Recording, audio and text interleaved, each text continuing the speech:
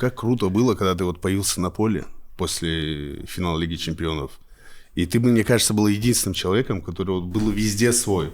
Брат, как я туда не хотел? У меня нога была порванная сзади этими новыми туфлями.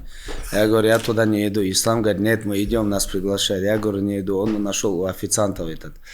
Кроссовки. Да, он у официанта забрал эти белые кроссовки. Откуда он заберет новые? Он у официанта взял. Короче, я одел, они мне так подошли, на размер больше. Да. И аккуратно, они уже меня не мучили. Я уже там ходить не мог.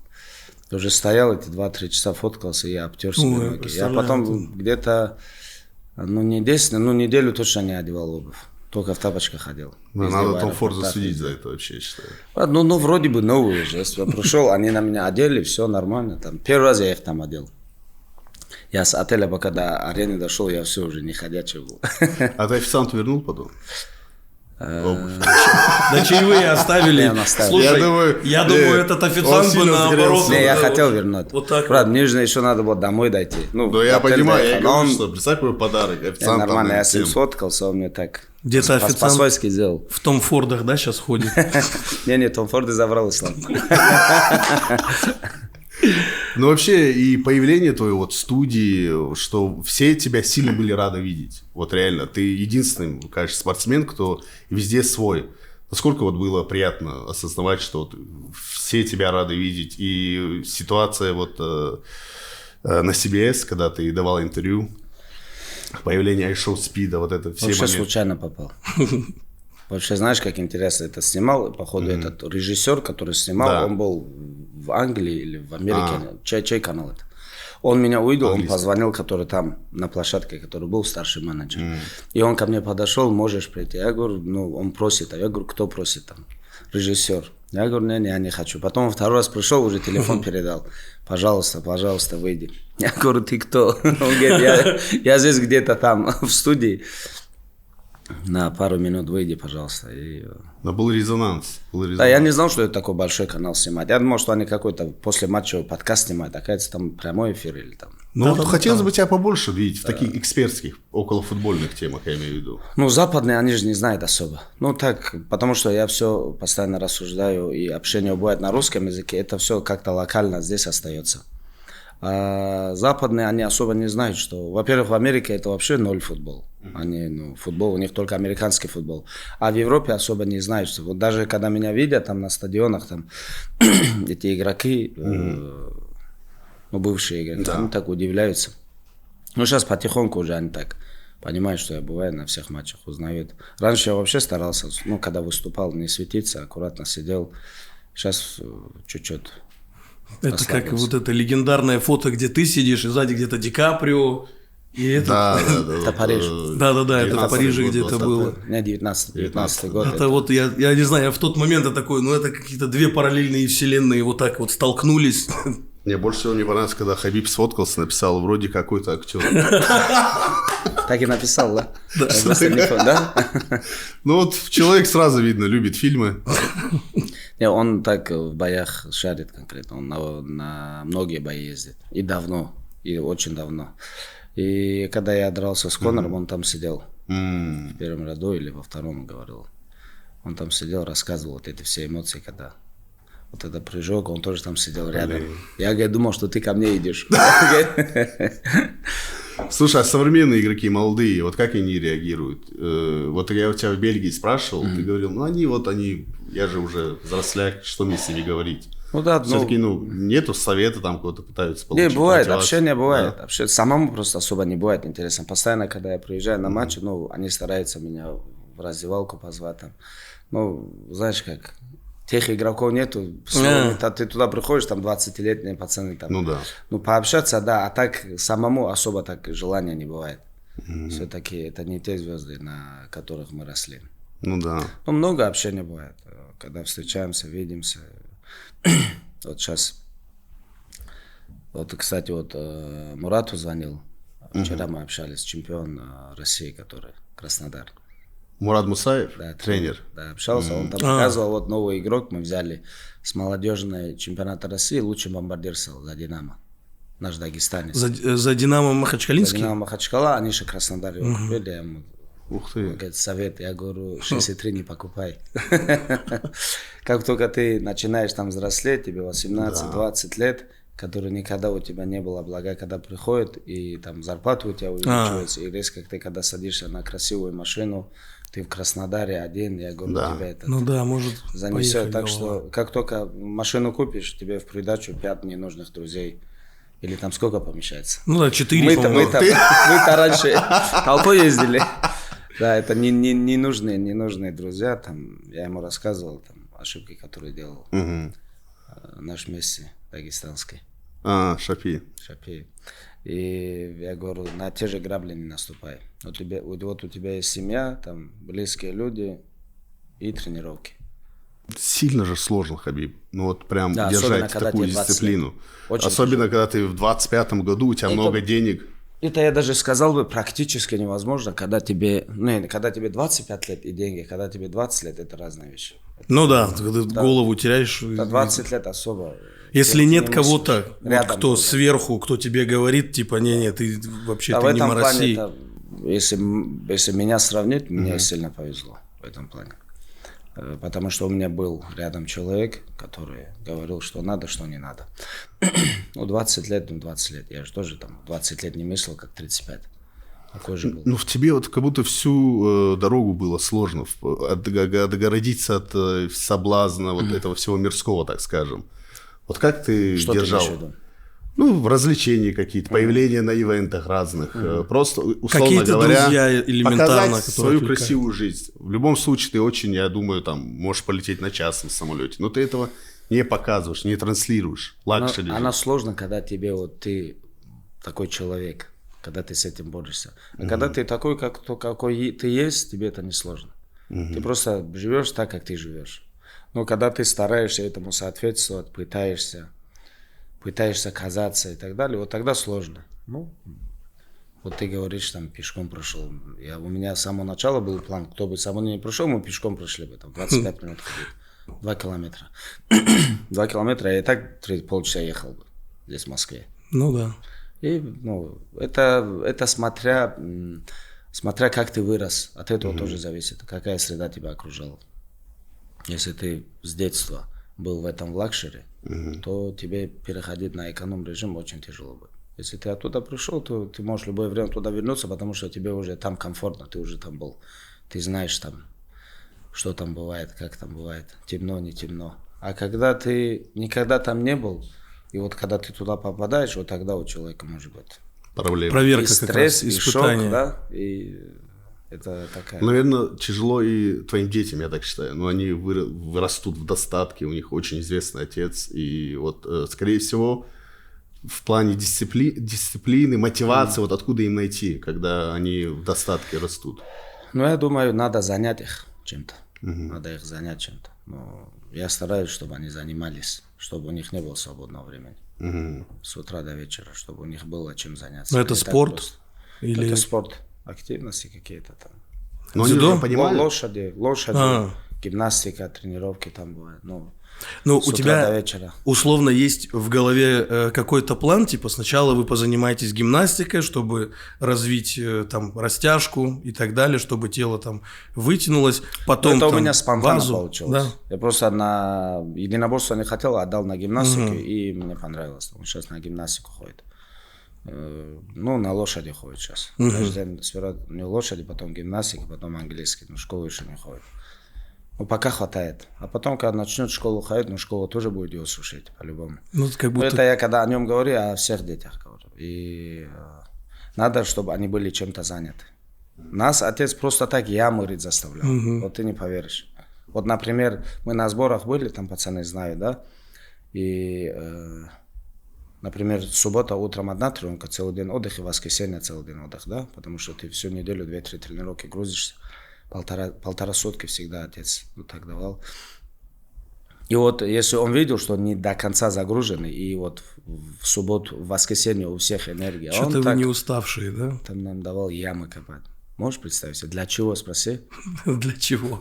Просто, чтобы было, чтобы чем заняться. Да, давал такую яму, чтобы ты туда помещался. Ты когда-нибудь копал яму?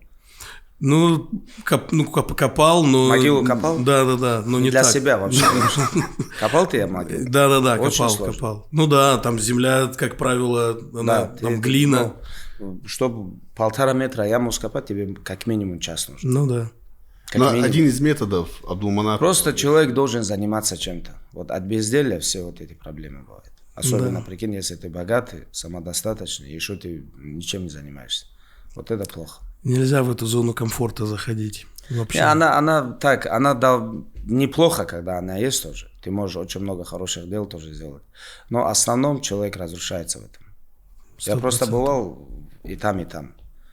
Если сравнивать, когда человек нуждается, то лучше бывает. Потому что, вот, например, смотри, вот ты захотел там что-то купить, полететь, там, я не знаю, машину, там, вот, как он сказал, там, полететь там, самолетом и так далее. Вот все, что ты хочешь, у тебя есть. Тебе даже ни у кого ничего просить не надо.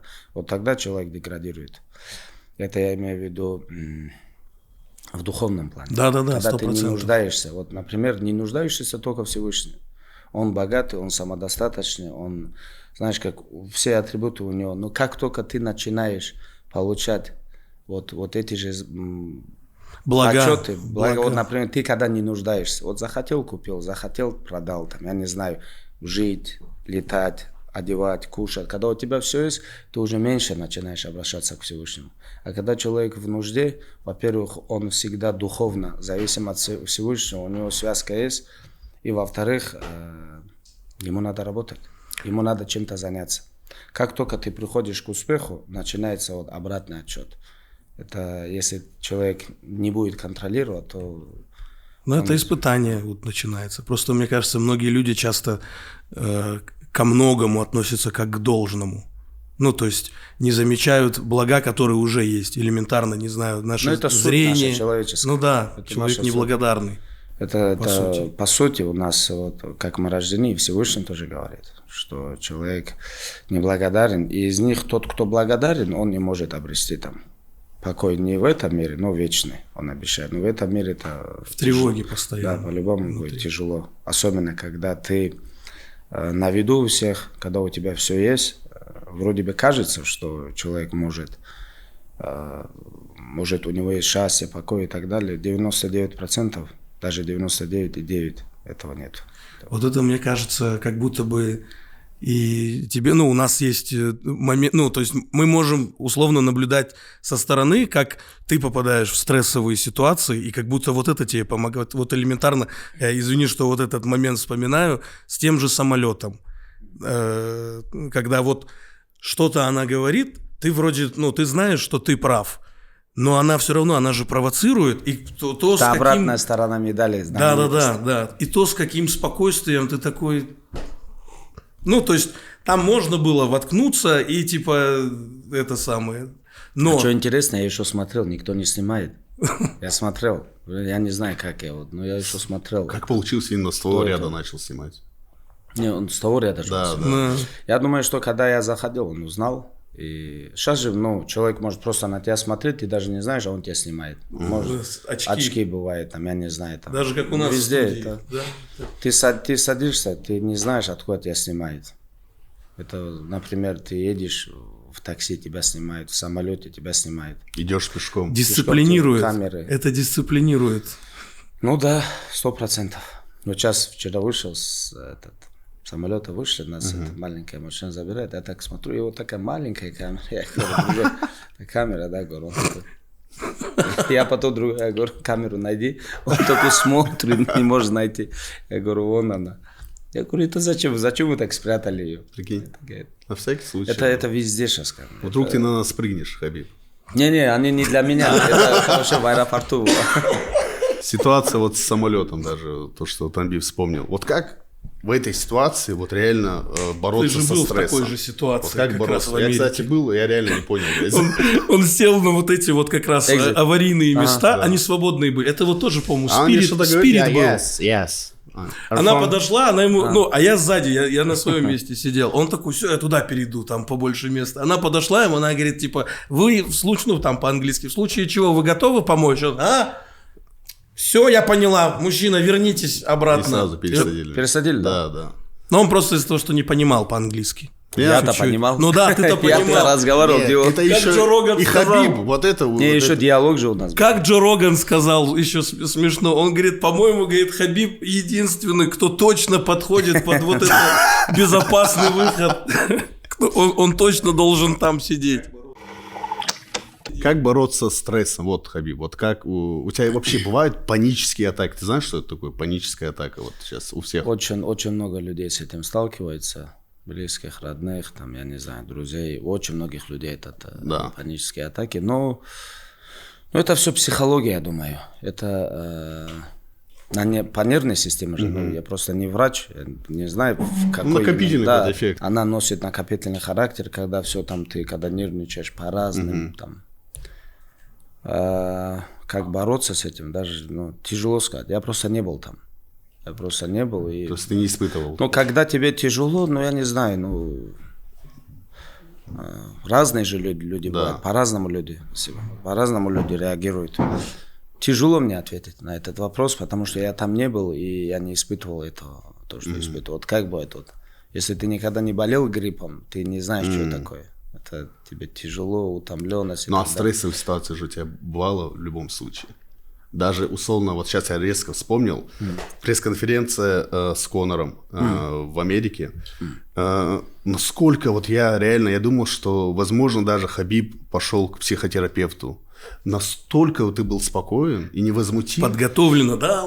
Это вот просто вот так щелкнуло. Как будто... Казалось бы, тут сила, ты можешь просто, он находится в 5 метрах. Мы оттуда, когда вышли, мне Зуба говорил. Зубайр Тухого. Он говорит, надо было вот так сделать, вот так сказать, надо было вот так. Тот самый друг.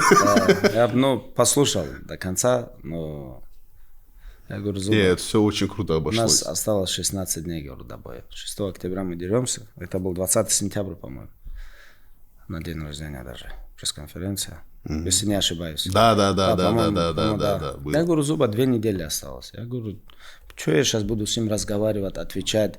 И мы не можем отвечать на том языке, на котором он разговаривает. Я говорю, на том, это такой чуть-чуть... Это опускаться. Да, это такой чуть низкий уровень. Сейчас ему отвечать, и так драться не дадут. Я, например, прыгнул на него, там, миллион охранников. Как будто он этого и хотел. Он этого хотел. Он хотел, чтобы я вышел из себя. У меня в голове было сделать вес, не травмироваться, потому что еще 10 дней тяжелых тренировок впереди было. Я за неделю, за 6 дней оставлял всегда тяжелые тренировки. Еще 10 дней мне надо нагрузиться хорошенько, у меня в голове было так. И потом сделать вес и подраться. И главное, чтобы он тоже не травмировался, чтобы мы дошли до этого. А остальное все, что человек говорит, особенно Америка, freedom speech. Что мне ему говорит? Условно, ты в голове держал, да, вот эту мысль, что если я что-то сделал, возможно, бой не состоится. Я когда туда шел, я знал, что бы ни говорил, я ничего не буду делать. Потому что это пресс-конференция, это не бой. Мы пришли туда поговорить. Или туда вообще не приходи. Там приходи туда и говорит, меня уважай, или говори за меня только хорошее. Это что-то не то чтобы неправильно, это и непонятно. Потому что иногда я смотрю наши, бывает же, это псевдо-пресс-конференции, и наши пацаны сидят такие серьезные, и они говорят, меня не оскорбляй, мне не говорят, ты туда не приходи. Раз ты уже туда пришел, значит, тебе надо как-то с этим справиться. И разные есть подходы, как с этим справляться. Этот бой так раскачался на весь мир, мне надо было там сидеть. Но когда был момент не сидеть, я воспользовался. Да, я помню. Ты дал ему время. Это как будто как раз была точка, к которой ты готовился, такой, еще искал, такой, опа. Да. Во-первых, я там не хотел сидеть. Во-первых. Во-вторых, там сидеть и слушать, как человек матерится там, и так далее. Потому мы этого не можем позволять, да? По крайней мере, нежелательно. Я понял, о чем ты подумал. Ты там сидишь, и вот этот час его слушать. И так 3 дня до боя осталось. В среду у нас. Еще и весогонка. А у нас по времени. Ты, например, 2:30 прибываешь на арену, ты заходишь за кулисы и ждешь. Все на месте должны быть 2:30. 15:00 начинается пресс-конференция. А пресс-конференция по таймингу и по контракту 15:00 до 16:00, по-моему. Не опаздывать. Я туда пришел. Я этому говорю, пришел, он говорит, нет. И тот мне говорит, он говорит, он еще не выехал, скорее всего, он опоздает. И я такой, опачки. А это же ты понимаешь, да, что все я знаю, я же знаю свои права, контракт да. читаю, и бойцам тоже всем советую, которые нас смотрят. Все, что вы подписываете, читайте. Другим не доверяйте. И потому что сегодня ты вроде бы готов что-то подписать, а через год ситуация может поменяться. Да. Надо всегда контракты читать. И я там сижу, я такой, в раздевалке. Я никому ничего не говорил. И я про себя думаю, когда 5 минут останется выход, я скажу им, что я там не буду сидеть. 5 минут осталось, я говорю, 10-15 минут я буду сидеть, если он не придет, я ухожу. Я говорю, машины подготовьте. Там много фанатов, все было. Чтобы... Он говорит, там начали. Я говорю, нет, там продюсер был. Я говорю, я сижу, 15-15, я уезжаю. Я говорю, я там не буду сидеть. Вы меня там не удержите. Он потом пошел, Даня сказал, Дана пришел. Я говорю, я не буду сидеть. Я говорю, я 15 минут сижу, я говорю, я уезжаю. Я помню, это прямой эфир. Он говорит, хорошо. Он говорит, окей, кид. Это данный подход. И посидел, не было его, я ушел. Оказывается, он, еще через полчаса только пошел. Блин, вот эти я уехал, мне зачем? В четверг еще вес гонять, последнее, там сидеть, слушать его. Аккуратно пошел, помню, весь сделал на следующий день, на взвешиванием тоже увидел, там тоже рыбу, подожди, думаю, завтра увидимся. Все нормально, я подошел к психологическому состоянию идеально. Я даже думаю, что вот если даже повторить, было бы очень тяжело лучше подойти. И все, что я делал, да. Я понял, что я все правильно делал. Если вы смотрели, когда мы зашли, и во время стердаун, во время боя, до боя, когда судья подводит, он уже не смотрел на меня. Все, что он делал, он понял, что она не сработала. Не работает. Она уже не сработала, и ему придется подраться. Ему уже придется навыки против навыков, а не психологические. Я понял, я уже там... Уже нормально. Вот тут и включается паническая атака, когда все моменты израсходовались, и ты понимаешь, что вот надо уже действовать. Все, что думаю... сработало на Алдо, Жозе, сразу тоже поддержал. Альварес тоже. Слушай, вот как ты считаешь, будет ли вообще вот такое противостояние? Уже много. Вот после вашего боя ни одно противостояние не было таким интересным и ожидаемым. Вот я не испытывал тех эмоций вот с того боя. Реально, у меня не было того желания. Мне кажется, весь мир проснулся утром. Хороший вопрос. Даже не знаю.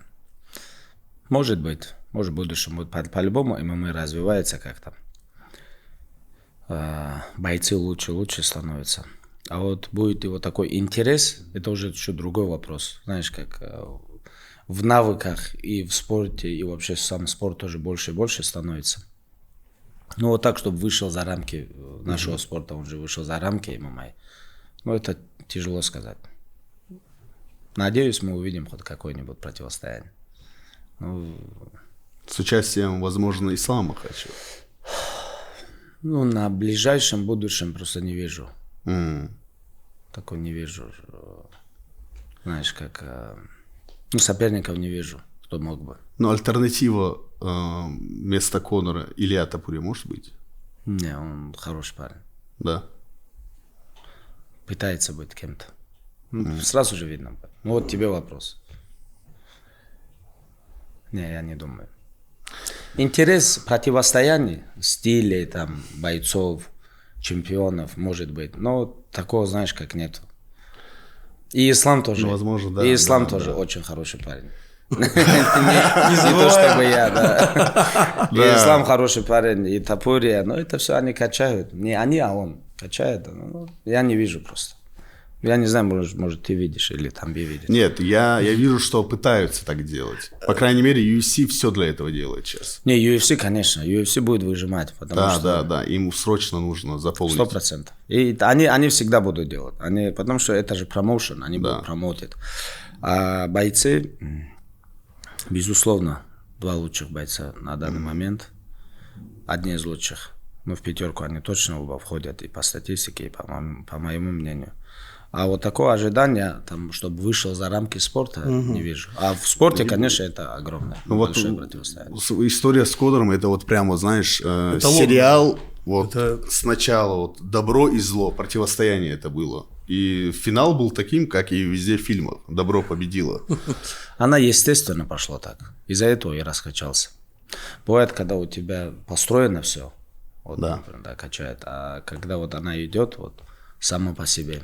Я просто помню, мы даже... Мы же, по-моему, вместе смотрели. Да. Мы сняли огромный номер в отеле. А вы где были? В Москве это. Нет, это... все, с вы Конором, отдельно смотрели. Да, с Конором мы смотрели Москве, на студии, на съемках. Я просто помню, всегда было, даже внутри компаний, все разделились. Ну вот, реально. Все-таки были, да? Ну да, но мы потом на них смотрели, да, типа, я потом одного нашел вот так вот, кинул. А помнишь, Спартак смотрел, и там один спалился? Когда выиграл, 0 эмоций. Да. Спартак же был, да? Вроде да. Там Джики, они радуются. Да. По-моему, по-моему, Спартак был. И один такой сидит. Да, один. 0 эмоций. Я потом, по-моему, Джики звонил. Это кто? Он говорит, он болел. Не будем фамилию назвать, я-то знаю. Обычно вот какие-то наши друзья вот говорят, да, он только бороться умеет, что он бороться умеет. Именно с таким акцентом причем. Ну, всегда есть. Блин, да, это... Ну, вообще, я слышал, что Хантер, да, организовывал этот бой, прокачивал твой с Конором. Нет? Может, Хантеру это не понравится, нет. Это бой качал сам Дана Уайт. Я имею в виду, вот все было сделано так, даже вот та тележка, условно говоря. Ты же понимаешь, что они открыли, по сути, ему двери везде. Не, это все делал Дана. Он круто сделал. Сейчас, спустя вот это все время, ты же понимаешь, что это очень круто. Я ему тоже говорю. Да? Хорошо поработал. Good job, Дэна. Да, один Хантер там мало было бы. Там все были. Сейчас вот последний вопрос касательно этого боя, чтобы не мучить. Вот сейчас, в данный момент, ты когда видишь Конора, и мы видим тебя, блин, насколько очень разная жизнь, насколько все там, все плохо. Человек не может как будто найти себя, он не понимает, что происходит. Вечно какие-то ссоры, недопонимания, и все, вот какой-то один бред у него происходит. С чем это, как ты думаешь, связано? Вот, заслуженно вообще с ним все вот это произошло? Даже не знаю. Мне вообще бывает, вот где-то какие-то там заголовки, новости выходят, смотрю, а так абсолютно без разницы. Заслуженно или нет, тоже хороший вопрос. Просто вот человек такой жизнью, когда живет, разницы нету, будет это он или другой человек. Ты по-любому будешь попадать в такие передряги. Той жизнью, когда ты постоянно на алкоголе, когда у тебя клубы там, и так далее, человек по-любому попадает. Я думаю, что здесь есть люди, которые вели или знают там клубную жизнь, люди там постоянно же там какие-то недопонимания там, когда человек пьяный, в настроении, под музыкой, все происходит. Это смотря кто какой образ жизни ведет. Так что я думаю, что человек найдет то, что он ищет. Так что ходите пешком. Летайте на экономию. Хотя лучше ничего нет. 100%. Вот, кстати, ходьба возвращаясь к тем же панические атаки, там, условно, у меня у друга... Это когда я говорю у друга, это я говорю про друга, не про себя. У него, когда начинается, он такой сразу выходит, и именно ходьба. Он ходит долго, и все сразу отпускает. Ходьба – это вообще самый прекрасный. Это психологическая разгрузка тоже идет. Если тебя там не будут, там на каждом углу настигать, фоткаться. Если ты вышел, ходишь там час-полтора каждый день, по 20, по 15 тысяч шагов, человек за месяц, за два очень сильно может измениться. Это очень хорошая вещь. Просто сейчас жизнь, которая вот сейчас идет, которая вот людей закинула в телефоны, она очень сильно меняет человека и психологически, и физически. Это начинается уже с детства. Например, когда мы росли, мы попали на такое время, что не было телефонов. И без телефонов ты мог очень много вещей сделать. А сейчас уже, видишь, родители работают, дети в телефонах, мало активности, психологически постоянно загружен. Глаза, вот как экранное время у тебя очень большое. А уличное время уже, мало. Она будет давать свои плоды через там, лет 10, когда вот это поколение вырастет, и у них будут дети. Уже вообще другой мир будет, абсолютно. Мы уже видим, что наши дети уже не такие, как мы. 100%. Так что ходьба и физические нагрузки, активность, она... И если вы заметили, сейчас мир тоже потихоньку переходит к здоровому образу жизни. Да. Как, по крайней мере, тренд такой. Да, тренд пошел, даже во всех странах, там, на правительственном уровне люди очень сильно качают это. Хотя лет 15 назад такого даже понятия не было ЗОЖ. Здоровый образ жизни. И без этого у всех был здоровый образ жизни. Сейчас он почему появился?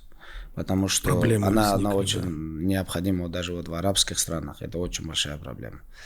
У них прям может даже быть это на первом месте проблема. С лишним весом, да? Да, как детей выводить с домов, выводить с телефонов, там, с гаджетов и так далее. Это огромная проблема. Может, у нас об этом не говорят, но у нас она тоже есть.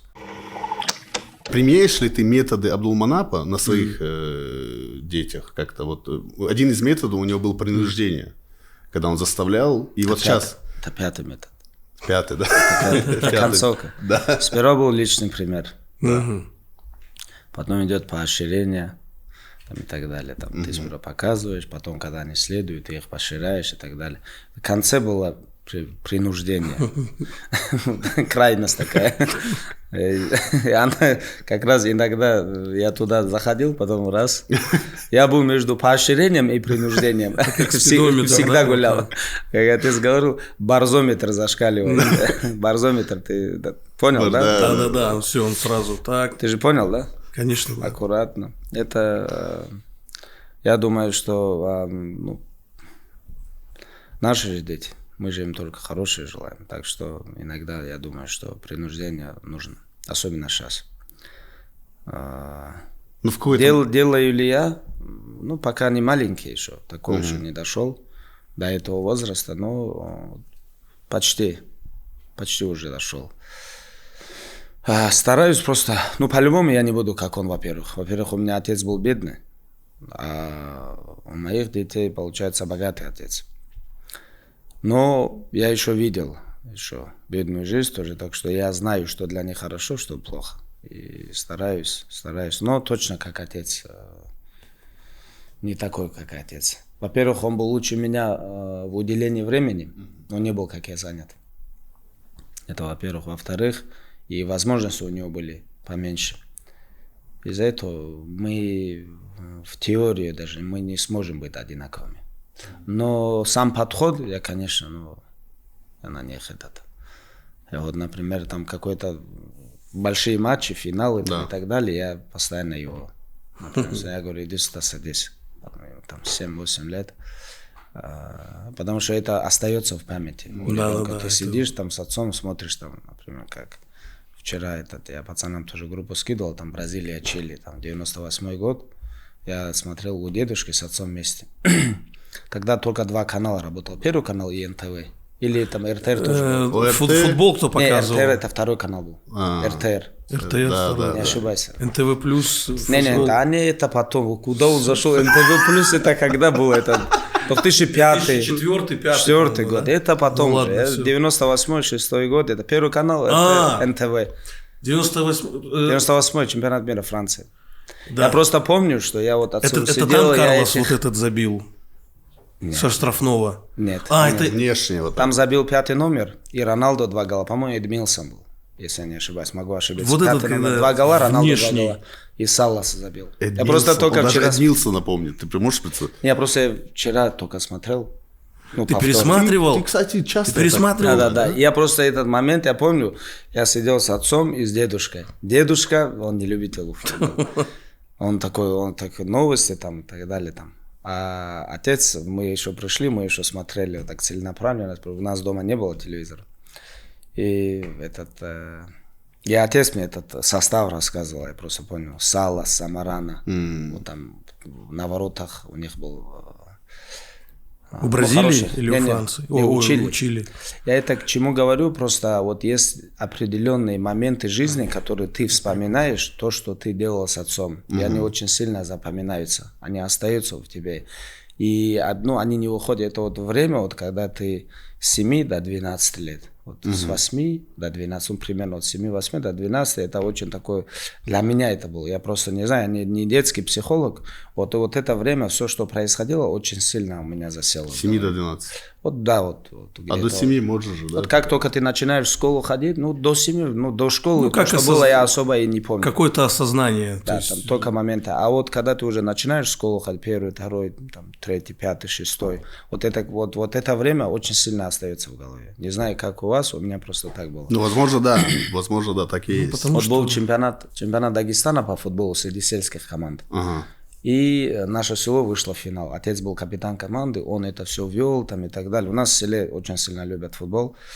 Может, там сельчане тоже посмотрят, может, там будут те люди, которые подходили. Я сейчас расскажу момент. У отца была такая красная сумка легендарная. Он мне когда говорил, собери сумку.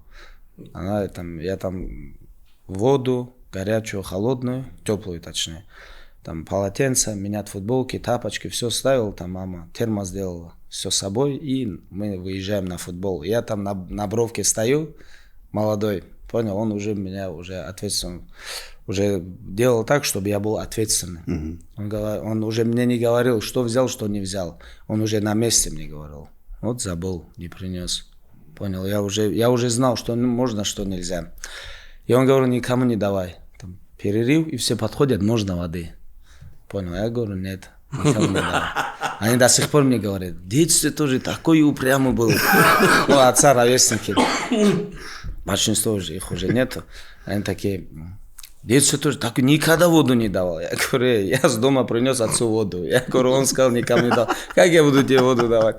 Так что, такие моменты, они сильно остаются. В этом плане мне будет тяжело с отцом сравниться. Почему? Потому что, во-первых, везде собирать, везде с собой брать тяжело.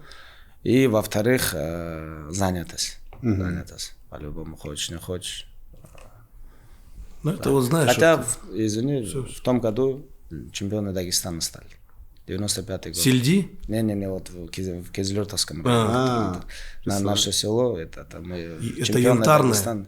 Не, вот. Все, я все перепутал. Янтарное это ресторан. Все, я больше просто молчать. Он про ресторан.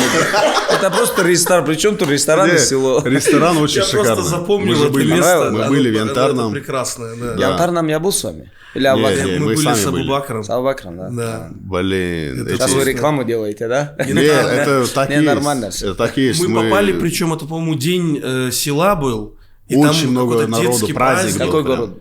Какой день был? Это летом мы были. Это было лето, я просто не помню именно какой. Ну там очень много. Не видимо, май? как. Нет, точно. Мне кажется, вы попали на последний звонок. Но там, я помню, что там, по-моему, аттракционы появились. Если не ошибаюсь.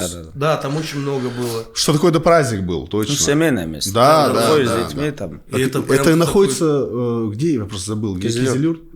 Ну да, в эту сторону. Янтарная, с семьями приходить. Нет, серьезно. Хорошая реклама. Это как Диснейленд такой маленький. Не, а кухня какая? Юра. Понравилось, да? Очень шашлыки из... Рыба, там же рыба еще вот свое производство. Да, ты не кушал рыбу, мне сказали, ты там все мясо закончил. Он с собой еще мальчик забрал. Серьезно? Там оставалось, можно было, что нет. Не, там вкусно. Нет, прекрасное место. Если будет возможность, обязательно Янтарное, там... Кабинки сидели? Да, где-то вот наверху. Это твое. Нам Абубакр сказал, да, это говорит, вот Хабиба, если кого что, попало, кабинет, не запускают, да. И там еще терраса, балкон. Речка. Вид на речку, да, это вообще... Да.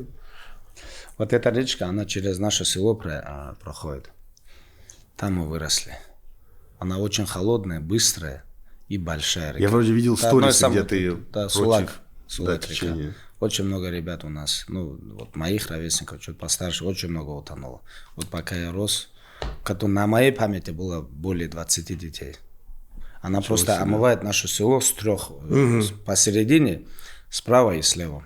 Справа которая, она самая большая. Но это искусственное русло? Нет, это... или оно... Не, искусственное мы сделали посередине, и слева это чтобы для полива. И так далее. А вот справа она большая. Ну, река Сулак. Да. Самая большая же, да? По-моему, самая большая река в Дагестане. В Дагестане? Да. Я не знаю, Терек проходит, наверное, Терек. Терек, но 100% вторая. Мы же недавно в Сильде были, с Тамби ездили, влог снимать с Умаром, и вот... База. Мы ехали 5 часов, наверное, 5 часов. Спокойно, 4 часа. Вы, наверное, кушать останавливались. Был момент, да. Без остановки 3,50, 3,40. Клубнику мы останавливались. Да, там дербентская клубника по дороге была, мы ее тоже зацепили. Но вот мы ехали, я вот думаю, как на самом деле это круто, что ты именно там эту базу сделал, потому что, все со всего мира, все будут преодолевать этот путь. Надо сильное желание иметь. Понимать, откуда ты вообще вырос, где ты рос. И вот этот момент, почему именно там? Это отца проект был. Да? Отец хотел.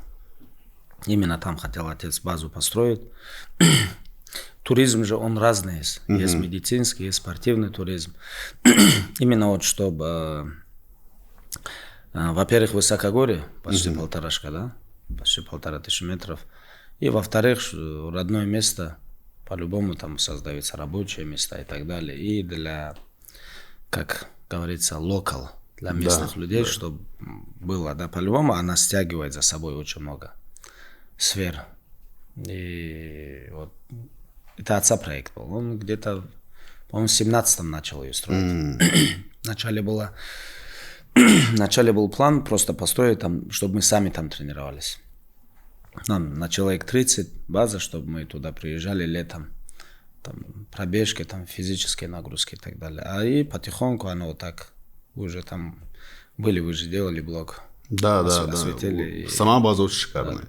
Я еще на той стороне сейчас буду строить ангар большой. Да, нам рассказывал. Да. Вот большой ангар 65 на 25. Ну, там будет и клетка, и борцовский зал, такой трансформер-зал, чтобы могли тренироваться и дзюдоисты, и боксеры, и тэквондисты, и вольники, грэплеры, самбисты, все там будут. Такой трансформер-зал, чтобы не просто, который прям, целенаправленно подстроен под ММА, под все залы, под все виды спорта. Это идея именно там для своих спортсменов или условно могут быть... Не, для всех. Типа вот мы хотим... Вот сейчас к нам приехали туда с Нижнего Новгорода 80 человек. Ничего себе. Там где-то около... вот сейчас я ехал, шел, и дядя звонил, дядя там занимается, приехал 1 июля должны заселиться, 15 родителей и 65 спортсменов. Это и там 3-4 тренера. Огромная. Там на все лето она уже забита. Я как вот видел размах этой базы и понимаю, где это все строилось, очень много как будто ушло у тебя денег. Вот если не секрет, какая это сумма примерно? Тяжело посчитать. О каких сотни миллионов идет речь? Я даже не... Для меня это было как завершение отцовского проекта, да. Во-первых. Круто. И во-вторых, мне самому тоже она нравится. Это как будто безвозмездно, просто для наследия, для ребят и для... рабочих мест села вот это все сделал. Все вместе. Можно сказать, что все вместе она заходит. И то, что отец очень сильно хотел ее построить, я знаю.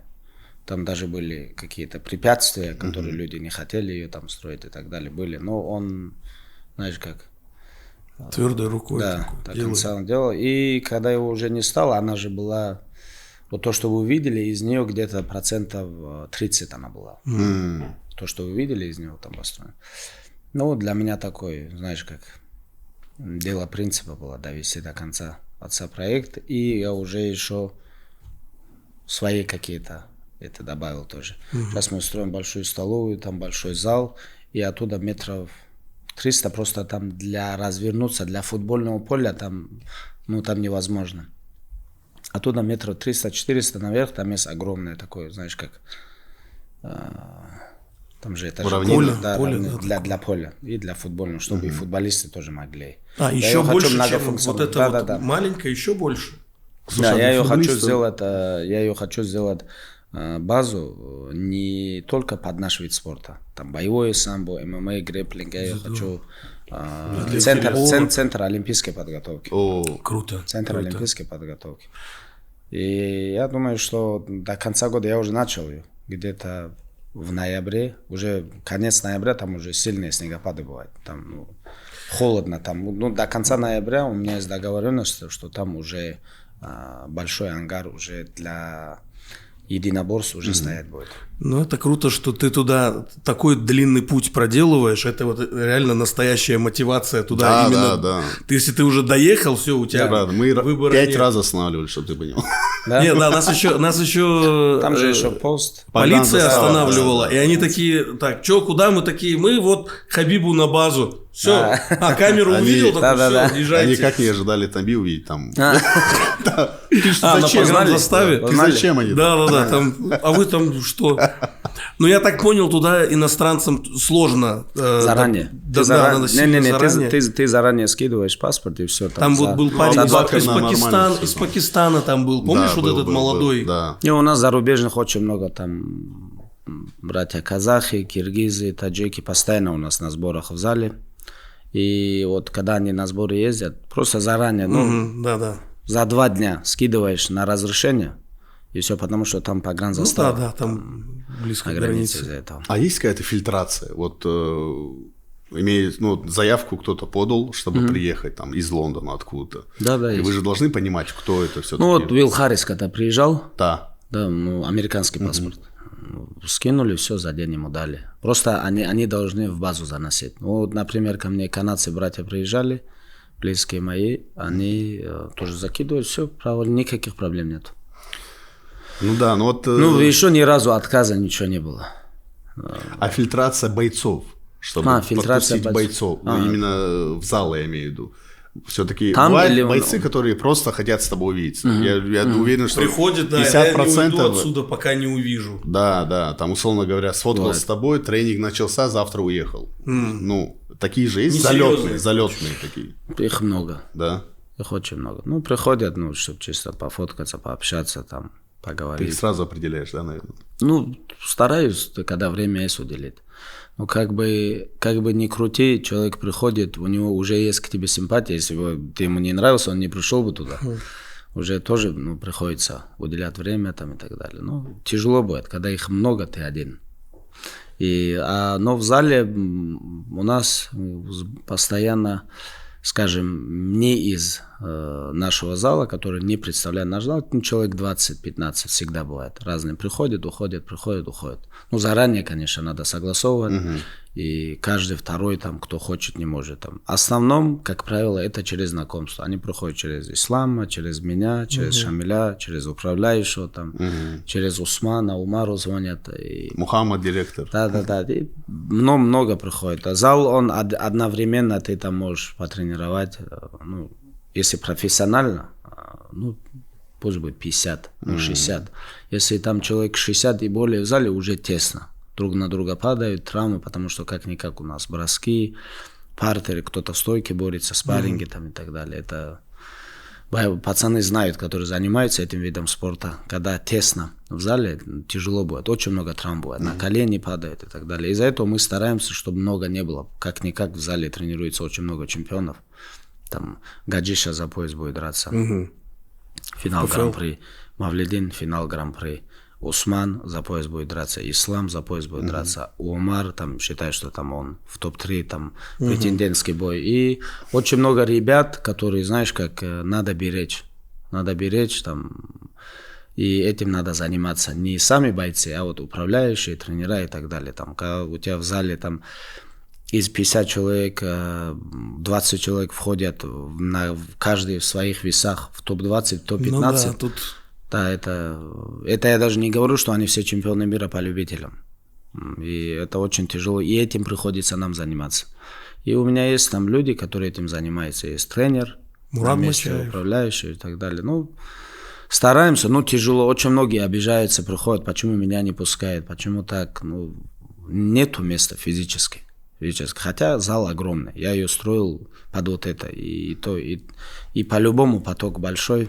А нет еще в планах в Махачкале еще больше? То есть, вот там есть на редукторном вот этот небольшой зал, и вот этот ангар. Прикинь, есть. Я сейчас вылетал, мы вот 2 дня я встречался, у нас, ну, почти мы уже договорились, есть в планах строить, вот когда ты с аэропорта едешь справа, там есть прямо на границе Каспийской и Махачкалы, по Каспийской трассе, когда едешь. Мне там дали 0,5 гектара, правительство Дагестана, я там буду строить большой зал уже под гостиницу тоже. И гостиница будет, и зал будет, и зал сейчас чуть-чуть сделаю побольше, чтобы человек, например, прилетел, он с аэропорта 15 минут заехал, заселился, и ему есть покушать, поспать и потренироваться вместо. Такое более укомплектовано. Вот сейчас, вот как только дадут разрешение, я сразу начну строить. Потому что есть очень большой спрос. Очень большой спрос. Как будто еще... Это и, я извиняюсь, это и как спортивный туризм идет. По-любому люди... Вот, например, возьмем город Альбуркерке. Это на юге. По 2 причинам туда люди ездят. Breaking Bad. Это... Чтобы пиццу закинуть на крышу. Ты понял, да? И Грег Джексоном. Да. Ну, сейчас они чуть-чуть потухли, но очень много. Вот, например, вот АК у нас зал, да? Я там с 2012 года, ну, там кроме меня, там есть и другие, там Люк Рокхолл, Джон Фич, Джордж Томпсон, Веласкес, Кармье, там кого только не было, там Ислам, я там, ну, всех можно перечислить, кого забыл? Всех сказал. Нормально. И ты приходишь, вот, например, у нас когда сборы бывают, там люди, там мы еще там что-то закидываем, ты приходишь каждый день, вот после тронки ты 30-40 человек там. Ну, 20 это 100%. Ты выходишь, и вот разные люди со всей Америки съезжаются, там разные люди бывают. Ты проходишь, они все туда приходят, ждут, фоткаются, потому что, ну, реально звезды тренируются. Ну, еще да, надо. Там иногда спрашиваешь, там, наших ребят встречаешь, где был? Я груз отвозил, говорит, с Нью-Йорка в Сакраменто, понял? И заехал. Да. Все равно по пути вот так мне. Вот так заехал. То же самое. И я думаю, что именно вот смотреть вот с этого направления тоже это и хорошо, и выгодно, и в плане спорта, и в плане рабочих мест, и для подрастающего поколения, для детей, где тренироваться. Так что, ну, это у меня есть вот живой пример. Я с Лондона отправил парня, вот где-то полгода назад, в зал, в Дагестан, твой зал. И он 3 месяца тренировался, у него нулевая борьба была, и он чемпионом в итоге стал, октагон, кейдж. Да, он уехал и... 2-3 years in Dagestan and forget. Да, это все работает, я имею в виду, что это Ты все... отправлял, кто был? Он англичанин, он иранец, вроде, Курт. Тренировался, да? Да, он тренировался, 3 месяца он жил. Я видел его, со мной виделся? Да, виделся, да. Да, он прям уехал, он... Весь мерч и школу Абдулманапа там всем привез и успех сделал. Реально, если ты хочешь, брат, если у человека нету борьбы, скажем, хотя у нас и ударники одни из лучших в мире, у нас просто... Из-за меня все думают, что вот борьба, но у нас и тренер очень хороший по ударке. И, ну вот, если человек реально хочет потянуть, да. Реально, вот, хочешь потянуть, вот, я вот всегда вот ребятам тоже говорю, вот человек, например, дагестанец, уехал в Америку тренироваться. Вот, например, ему, скажем, там 20 лет или 23 года. Ну, ты едешь вот с лучшего места тренироваться куда в Америке. Я был во всех школах, я знаю, кто где чем занимается, кто где как набирает. Ну, ты уезжаешь оттуда, там, где тебе надо находиться. Это... А можешь сказать про свою молодость? Знаешь, про свою молодость можешь сказать, когда ты переехал в Америку? Сейчас скажу. Тебе просто надо вовремя спать, правильно питаться и находиться в зале, там, где реально, скажем, в хорошем смысле этого слова, звери тренируются. Одни из для развития, бойцов, да, дисциплина. Если ты хочешь улучшаться, да, в Америке ты, если не выступаешь, ты не станешь там чемпионом, большой звездой, но чтобы набирать, ты здесь не должен находиться. Ты должен находиться в Дагестане, потому что в любой зал ты заходишь, там очень много хороших бойцов тренируется. Так сложилось последние 15 лет, что вот такой тренд пошел, и много занимающихся ребят, и все умеют и бороться, и бить, и грэпплинг, и все у них есть. И в этом плане сейчас Дагестан это лучшее место для того, чтобы стать... Подтянуть. Да, бойцовские навыки. Можно ли это было сказать, условно говоря, 15-10 лет назад, когда ты в 2012 в Икее, переехал? Как будто тогда я не слышал, что прям вот надо всем Дагестан. Вот ты как будто социальный лифт поднял. Тогда не было. Не было. В нашем зале были. Вот у нас в зале конкуренция была бешеная. Вот. Почему я тогда переехал в Америку? Во-первых, мне надо было, у меня все бои там проходили, мне надо было как минимум за месяц туда выезжать. 12 часов разница.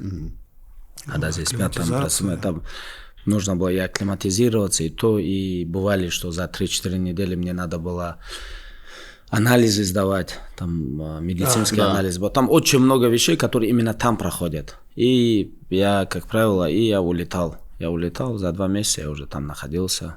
И мне понравился в АК, тогда были реально, я просто помню, в зале были Грей Мейнард, Джош Томпсон, чуть-чуть побольше меня был Джон Фич, весом, с кем я работал, реально набирал. Был Джастин Уилкокс, тогда он очень хороший боец был, выступал, по-моему, в Страйкфорсе. Такие ребята в зале были, такой на 70 килограмм, такой костяк был, с кем бы я ни становился, я набирал с ними.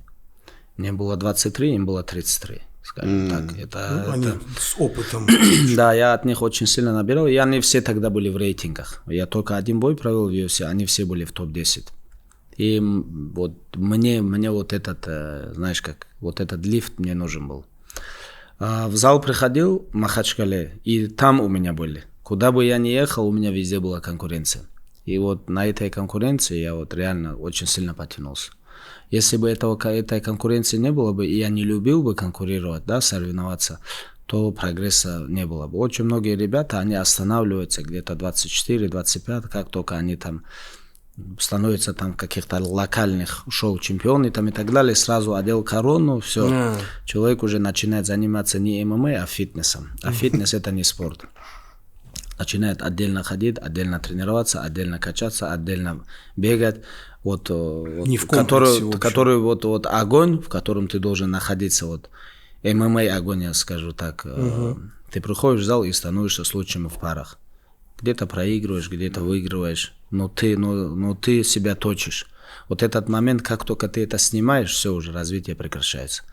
А когда ты там внутри этой темной комнате, там, где тебе некомфортно, где тебя бьют по лицу, по животу, по ногам, где стараются поломать твои ноги, руки, здесь уже идет прогресс. Или ты ломаешься, или ты становишься лучше. В этом виде спорта другого нет. Если ты хочешь, или тебя сломают, там бей. Или если ты сильный останешься, ты станешь таким же сильным, как и другие. В этом виде спорта нету такого. Пришел, комфортно позанимался, здоровье уберег и ушел. А это сравнить, как ты думаешь? Мухаммед Али говорил, у него спрашивают, сколько вы отжимаетесь? Он говорит, я не знаю, как? Я не считаю, сколько я отжимаюсь. Я вообще отсчет начинаю, когда я отжимаюсь и уже начинаю чувствовать боль. Главное, когда горит. Да, когда горит. И это нам не знакомо с тобой. Не, знакомо у нас просто со 2-го раза уже начинает болеть, да. А это можно отнести к другим профессиям? Можно. Чтобы точить себя. Я думаю, можно. Конкурировать везде, да. Как только человеку, когда тяжело постоянно, он учится, он находит в экстремальных ситуациях, всегда находит выход. Где бы ни было, если, например, эта комната горит, ты по-любому будешь находить выход. Я не знаю, если дверь заблокирована, ты... Окно, пожалуйста.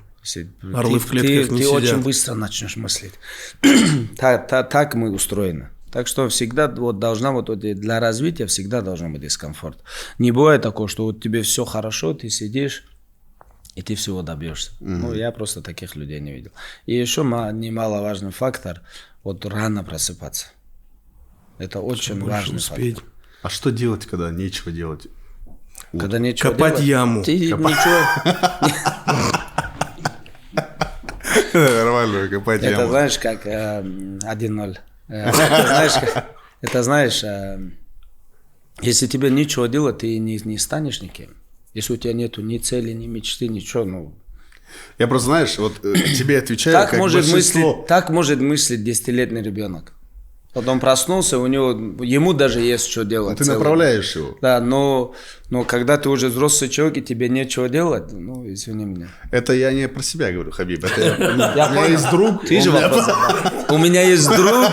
Это что-то новое, по-моему. 2-3 раза это тоже заехал. У меня есть друг, и про себя рассказывал. Это московская тема. Все на друга кидаешь просто. Пропустил, походу. Не дружи с этим другом, просто не общайтесь больше. Вот когда ты завершил карьеру, есть какой-то момент или какое-то дело, что ты давно хотел изучить или попробовать, вот заняться? Времени не было, да. Ты так, вот сейчас мы этим займемся. Что это вот? Есть. Расскажешь? Который я хочу или хотел и сделал? Хотел и сделал или хочешь, возможно? Карточные фокусы. Прямо из важного я очень сильно хочу арабский выучить. Очень сильно. Ну, ты читаешь? Или... Я читаю, но Коран, он отличается от литературный. Да, от разговорного он отличается. Я очень сильно хочу выучить. Я вот сейчас, когда последний раз на хаджи был, я вот друга спрашивал, как получается? Я говорю, тебя Андрей зовут, ты знаешь арабский, а я не знаю арабский. Но я как бы Коран умею читать, но арабский не знаю. Он говорит, у меня 2 дня, он сказал, на выходные. Суббота, воскресенье, каждый день, но я беру уроки онлайн. Это у меня как засыло в голову, я тоже хочу начать. Не как вы с понедельника начнем диету, а я вот реально... Как твой друг, ты хотел сказать. Как ваш друг. Наш общий друг один. Я вот реально хочу, я вот очень сильно хочу. Это вот мое желание. А какой-то спорт есть какой-то новый, я не знаю. Вот ислам сильно любит падл. Да. Или эндуро. Я вот начал падл играть. Вот прямо вот когда вот засел, я сделал на локоть операцию. На локоть операцию, вот уже 3-4 месяц. Но мне можно уже потихоньку начать. Вот после операции я еще не рискнул. Просто у меня так засело в голове. Она вот на последние игры, она мне сильно беспокоила, когда я падал играл. Сейчас я не знаю, как будет. Но такого нету прям, что горю этим. А вот и что-то нового там изучить, не знаю. Я вот всю жизнь, как было, смотрел футбол. Да. Смотрел футбол, болел там и так далее. И потом, когда уже появилась возможность ездить, не было времени, потому что я должен был тренироваться. Еще был действующим спортсменом, бойцом. А вот как только я отошел, все, я уже раскрыл двери, и я начал на все матчи ездить, все стадионы. Просто лучшая жизнь. Я имею в виду в плане, как фанат футбола, что ты посещаешь все матчи, у тебя все друзья футболисты. Знаешь, что обидно? Вот ты приходишь туда, например, там в VIP-ложу, да? Да. Там 90% людей, которые туда пришли, они пришли пообщаться. Блин, не понимаю, да? А я не хочу общаться. Им не нужен футбол, да. Я пришел там, посмотрел футбол, мне нравится, я слежу, там, команды, чемпионаты и так далее. Я вот момент бывает, вот ты приходишь, там матч идет, у тебя горит, ты хочешь пойти смотреть. Реально, как идет, вот сам процесс же интересен. Да. А они тебе вопросы там задают там, и так далее. Вот, закончил, да, я извиняюсь сейчас. Сейчас подойду. И приходится вот такой момент. Или тебе надо аккуратно одеть маску, капюшонку, пойти с фанатами, где тебя, и главное, чтобы тебя не узнали тоже. А когда ты приходишь уже там в VIP-ложу, и там тоже тебя, знаешь, как... Не всегда получается. Этикет соблюдать, тоже общаться. Приходится общаться. Это нетворкинг называется. Да. Так что разные цели. В этом плане, вот насчет футбола, вот последние 5 лет я езжу, я уже почти побывал на всех стадионах. Какой для тебя самый такой? Мы, кажется, знаем ответ. Нет, вот, надеюсь, не Бернабеу сейчас. В конце расскажем про Бернабеу, что вы не думали, там, Глор там и так далее. Честно сказать, из всех стадионов, которые я был, где понравилось, вы удивитесь. Краснодар. Да. Да, реально угадал? Вот Краснодарский стадион мне очень понравился. Да, очень современно. Классно. Я не знаю, они очень удобно сделали. Или я не знаю, за то, что я через VIP заехал, что ли. Я просто на стадионе тоже был. Мне очень понравилось. Но в России для меня лучше стадиона нету, чем Краснодар. Я был везде, конечно. Я был «Газпром», я был «Локомотив», «Спартак», я был в ВТБ, я везде был. В Хазаре у нас, Анжи-арена, раньше Хазар назывался. И мне за рубежом очень сильно понравилась энергетика на 2 стадионах. Это Боруссия Дортмунд и Дуна Парк, и Энфилд. Но там в Вестфаленштадте... Ты на Монджуйке не был просто. На Монджуйке не был. Олимпик Луис, этот... В Каталонии, брат. В Барселоне. Был я. На Манджуйке был? Манджуйка это что? Ну вот, у них сейчас Камп Ноу строится. Вот сейчас, вот, ну, когда мы вас порвали, Беллингем 2 гола забыл. Когда мне Лапорта говорил... Следующий вопрос. Не, подожди. Когда он мне говорил спасибо, что пришел, поддержал нас. Я ему говорю, я реаловский фанат. Он говорит, как? Я говорю, я же реаловский. А это после первого тайма было. 1-0 выигрывали. Он говорит, как? Ну тогда извини. Я говорю, подожди, второй тайм. Я говорю, у вас молодежь бегает. А тогда второй тайм забил 2 гола Беллингем. А я потом хотел к нему заехать. Я смотрю, стул летает у него в комнате. Я говорю, может не зайдем? 2-1 тогда. Это октябрь 23 год. Ну после этих 2-1 ты же помнишь другие матчи, наверное? Не, мы же другие матчи сейчас не обсуждаем. Мы сейчас обсуждаем. Ты сейчас сказал насчет Олимпийского стадиона. 45-тысячник. Не понравилось, брат. Честно. Ну он старый просто, они пока вынужденно сейчас играют. Я на Камп Ноу был, когда тоже ПСЖ оформил Барселону. Там 108-тысячный стадион. Это был ковидное время. Это вот после, когда был камбэк или другой матч? Не, их просто... Тогда плохо было в Барселоне. Ага. На Камп Ноу ковид, всего 200 человек было. Вместе с игроками, с персоналом, с президентом и так далее. Такой, знаешь, как я впервые видел такое зрелище. Я тогда, честно говоря, чуть-чуть по-другому на футболистов посмотрел. Да. То, как они орут, как они выражаются, вот это все, там все слышно же. Там уже фанатов нету никого. Приколи, вместе с игроками, со всеми, персонал, там, я не знаю, там, уборщики, там, врачи, все, кто были, это 200 человек было на стадионе. Ну, ограничение у них было. Да. И то, как они кричат, дай пас, упал, вот это все. Я говорю, это что, футбол? Важно не только техника, видишь, и слух, возможно, чтобы услышать. Интересно было. Огромный стадион, 108 тысяч. И там 200 человек на стадионе. Сейчас, по-моему, еще больше. Слушай, тебе вот не было, вот мне кажется, ты как будто идешь по этой линии. Футбольный агент из себя был бы очень... Промоушен, ты какой-то промоутер. Я имею в виду, ты точечно круто можешь вот понять, что это за тип личности сразу. И нужен ли он команде или нет. Там даже, я не знаю, вот такой вопрос нескромный. Это туда заходить не хочу, честно сказать. А ты никому не помогал? Помогал. Если можно озвучить. Помогал, но у меня есть там определенные там проекты в футболе, ну не знаю, я вот так 50 на 50, я честно сказать. Во-первых, этим надо заниматься, да. И во-вторых, ну футбол это как-никак номер 1 вид спорта, и там большие деньги крутятся. Круче, чем ММА? Да, конечно. Как оно, ну ММА и футбол, как можно сравнить? Не знаю, Хабиб Нурмагомедов. Как бы ты меня ни назвал, ММА это футбол для меня вот это королева спорта. Безусловно, но я иногда, я не знаю, вот если у тебя такое, вот с самого начала я люблю UFC турниры смотреть, там 6-7 часов. О, я особенно когда реально, на арене. Для себя новых бойцов открываю. Ну, интересно. Но мне тоже интересно, я тоже смотрю, я тоже, историю. Вообще, в целом, в ММА последние 35 лет я практически все знаю. Кто, что, когда, где бился, там, начиная с Rings, UFC 93-го года, потом Pride, Strikeforce, Affliction, там, все, UFC, новое поколение, WEC. А если вот так ее сопоставить с футболом, интересно, да, она не ставится, брат. А вот какой турнир один последний? гимн Лиги Чемпионов ЧС. Ну да, это сразу брат, мы впервые, я когда на матче иду, я сразу говорю, я говорю, мы идем заранее. Не разговаривайте, да? Не, мы идем заранее, и мы идем пешком всегда. Я говорю, на машине пробки бывают. Да, всегда. Ну, пешком ты точно знаешь, когда ты придешь. Ну, имеется в виду, ты можешь ошибиться 5 минут. Тебя же точно можно узнать даже в капюшоне. Но всегда можно сказать, типа, не, когда ты идешь в маске, в капюшоне, брат, человек подходит, не разговариваешь, идешь дальше. Если он начинает тебя цепляться, я могу себя защитить. Бывают такие, которые... Ты же давно не дрался с Хабибом. И не хочу. Я не хочу. Особенно с фанатами там на улице где-то. Не, брат, одеваешься, идешь. Один-два брата рядом бывает, например, на футбол-то точно я один не иду. И последнее видео помнишь? Сфоткаться, я говорю, с исламом. Брат, я тебе... Брат, ну чемпион идет, я зачем вам?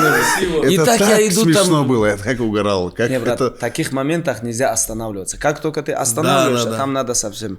Из-за этого я говорю, на ислам. Это вот случай был, что зрители поняли, там блогер ждал Хабиба, и хотел даже предложить себе интервью какое-то. Я уже смотрю, на финале было. И думаю, ну какой, ну ты зачем? Он еще ждал походу. Да, и красиво просто. Вот Исламич чемпион, я подойду. Я говорю, я подойду. Давайте потом. Вот сколько, Хабиб, как ты думаешь, тебе вообще, вот хватит ли 2-3 месяца, если тебе дать сейчас, чтобы ты вернулся вот в какую-то более-менее былую форму? В бойцовскую? Да. Не, 2-3 месяца не хватит. Ну, вообще, возвращение возможно, вот когда тебе 36 лет? Это... В плане формы, я имею в виду. Мне через 2 месяца 37 будет в сентябре. Если порассуждать чисто гипотетически, да? Ну, да, если гипотетически, да? Гипотетически, если порассуждать, полгода, как минимум полгода. Потому что, когда ты входишь в форму, вот например, бывает, это вот ошибка, скажем, таких фанатов, как Тамби. И можно тебя тоже туда отнести. Вот ты смотришь, вот как бывает, актуальная форма такого-то бойца в преддверии боя. Это ничего не значит.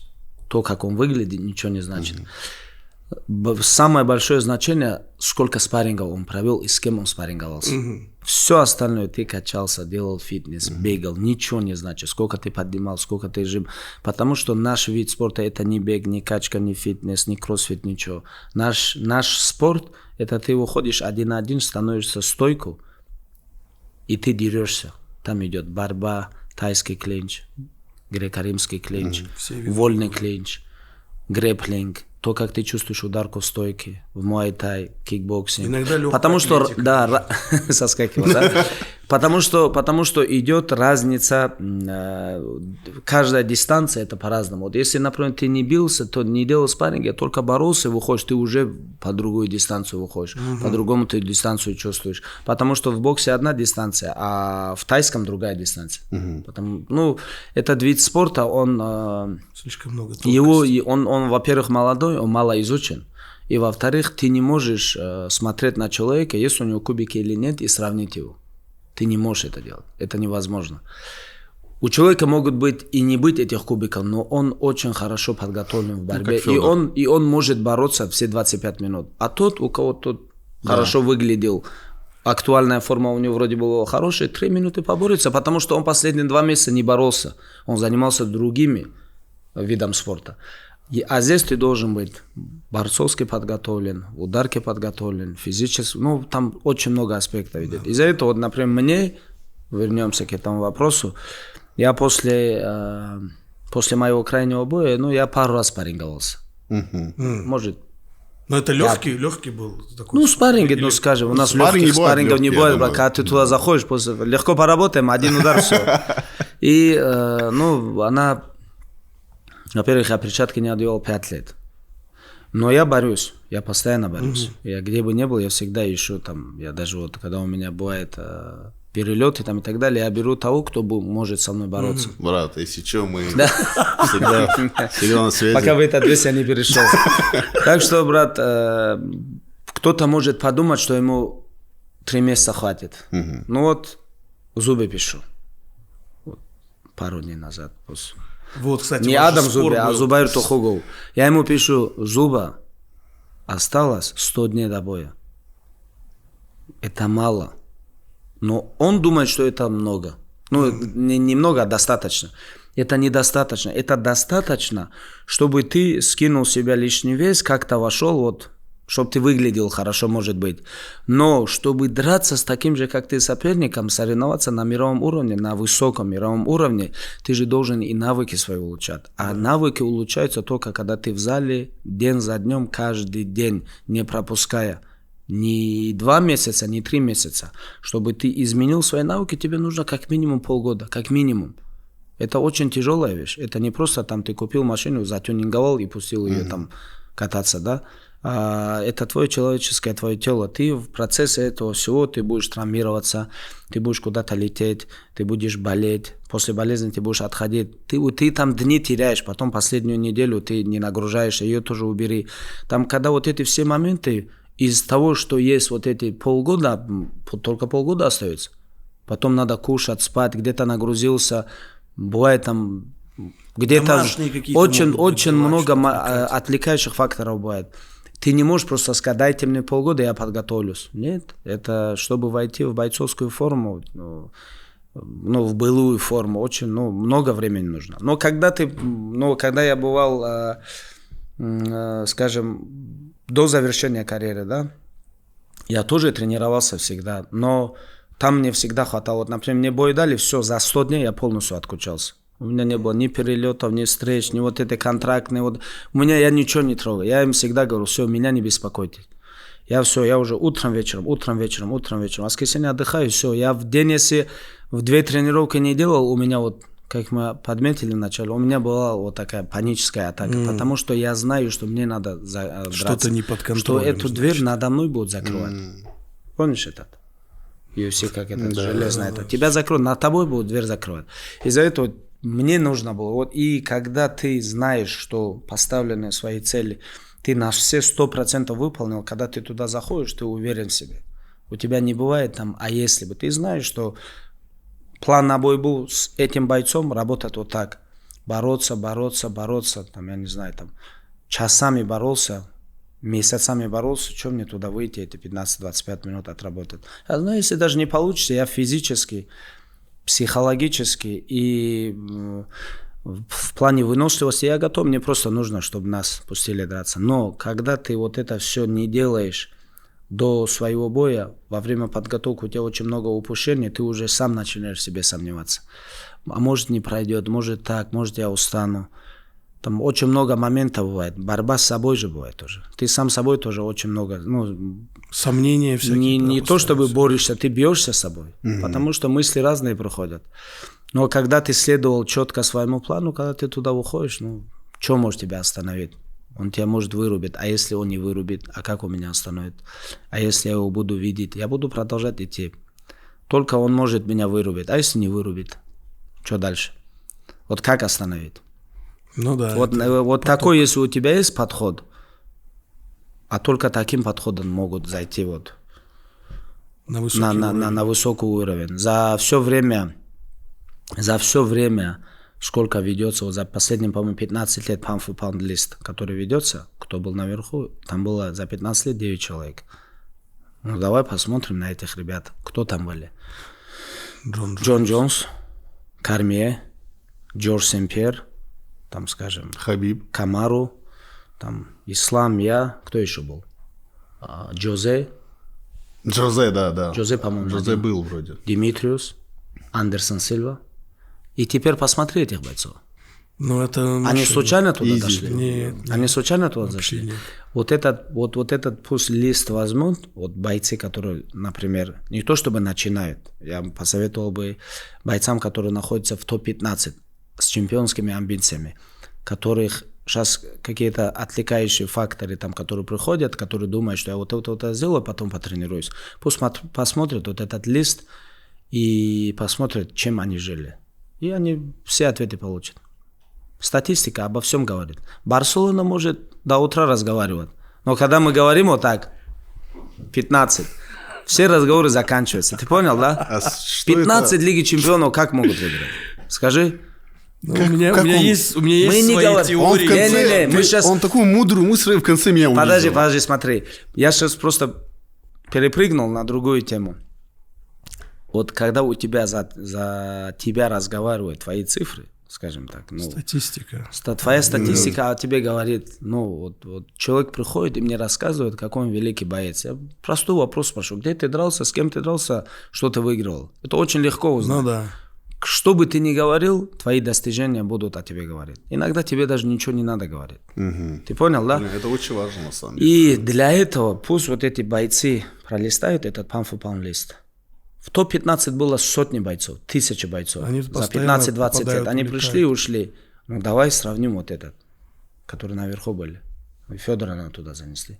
И вот это просто он не дрался в UFC. Ну да, он там был. Ну, да. Имеется в виду, вот эти 10 бойцов посмотри. И посмотри, чем они жили. И любого спроси. И все они тебе скажут то же самое, что я вам говорю. Ты должен утром рано проснуться, правильно питаться, оставить лишние движения и тренироваться с лучшими бойцами мира. Все. И оставаться там долгое время. Не так пришел в 6 лет и ушел. Я, чтобы туда подняться, я всю жизнь провел на ковре. Я в 32 года завершил карьеру. Из них, где-то 28 лет я был в зале. И я начал ходить на ковре, потому что, дома был зал. И первые мои шаги были на ковре. Так что, если люди хотят прийти в этот вид спорта и стать лучшими, надо сперва очень хорошо подумать. Хочешь ли ты пройти вот этот 25-летний путь или нет?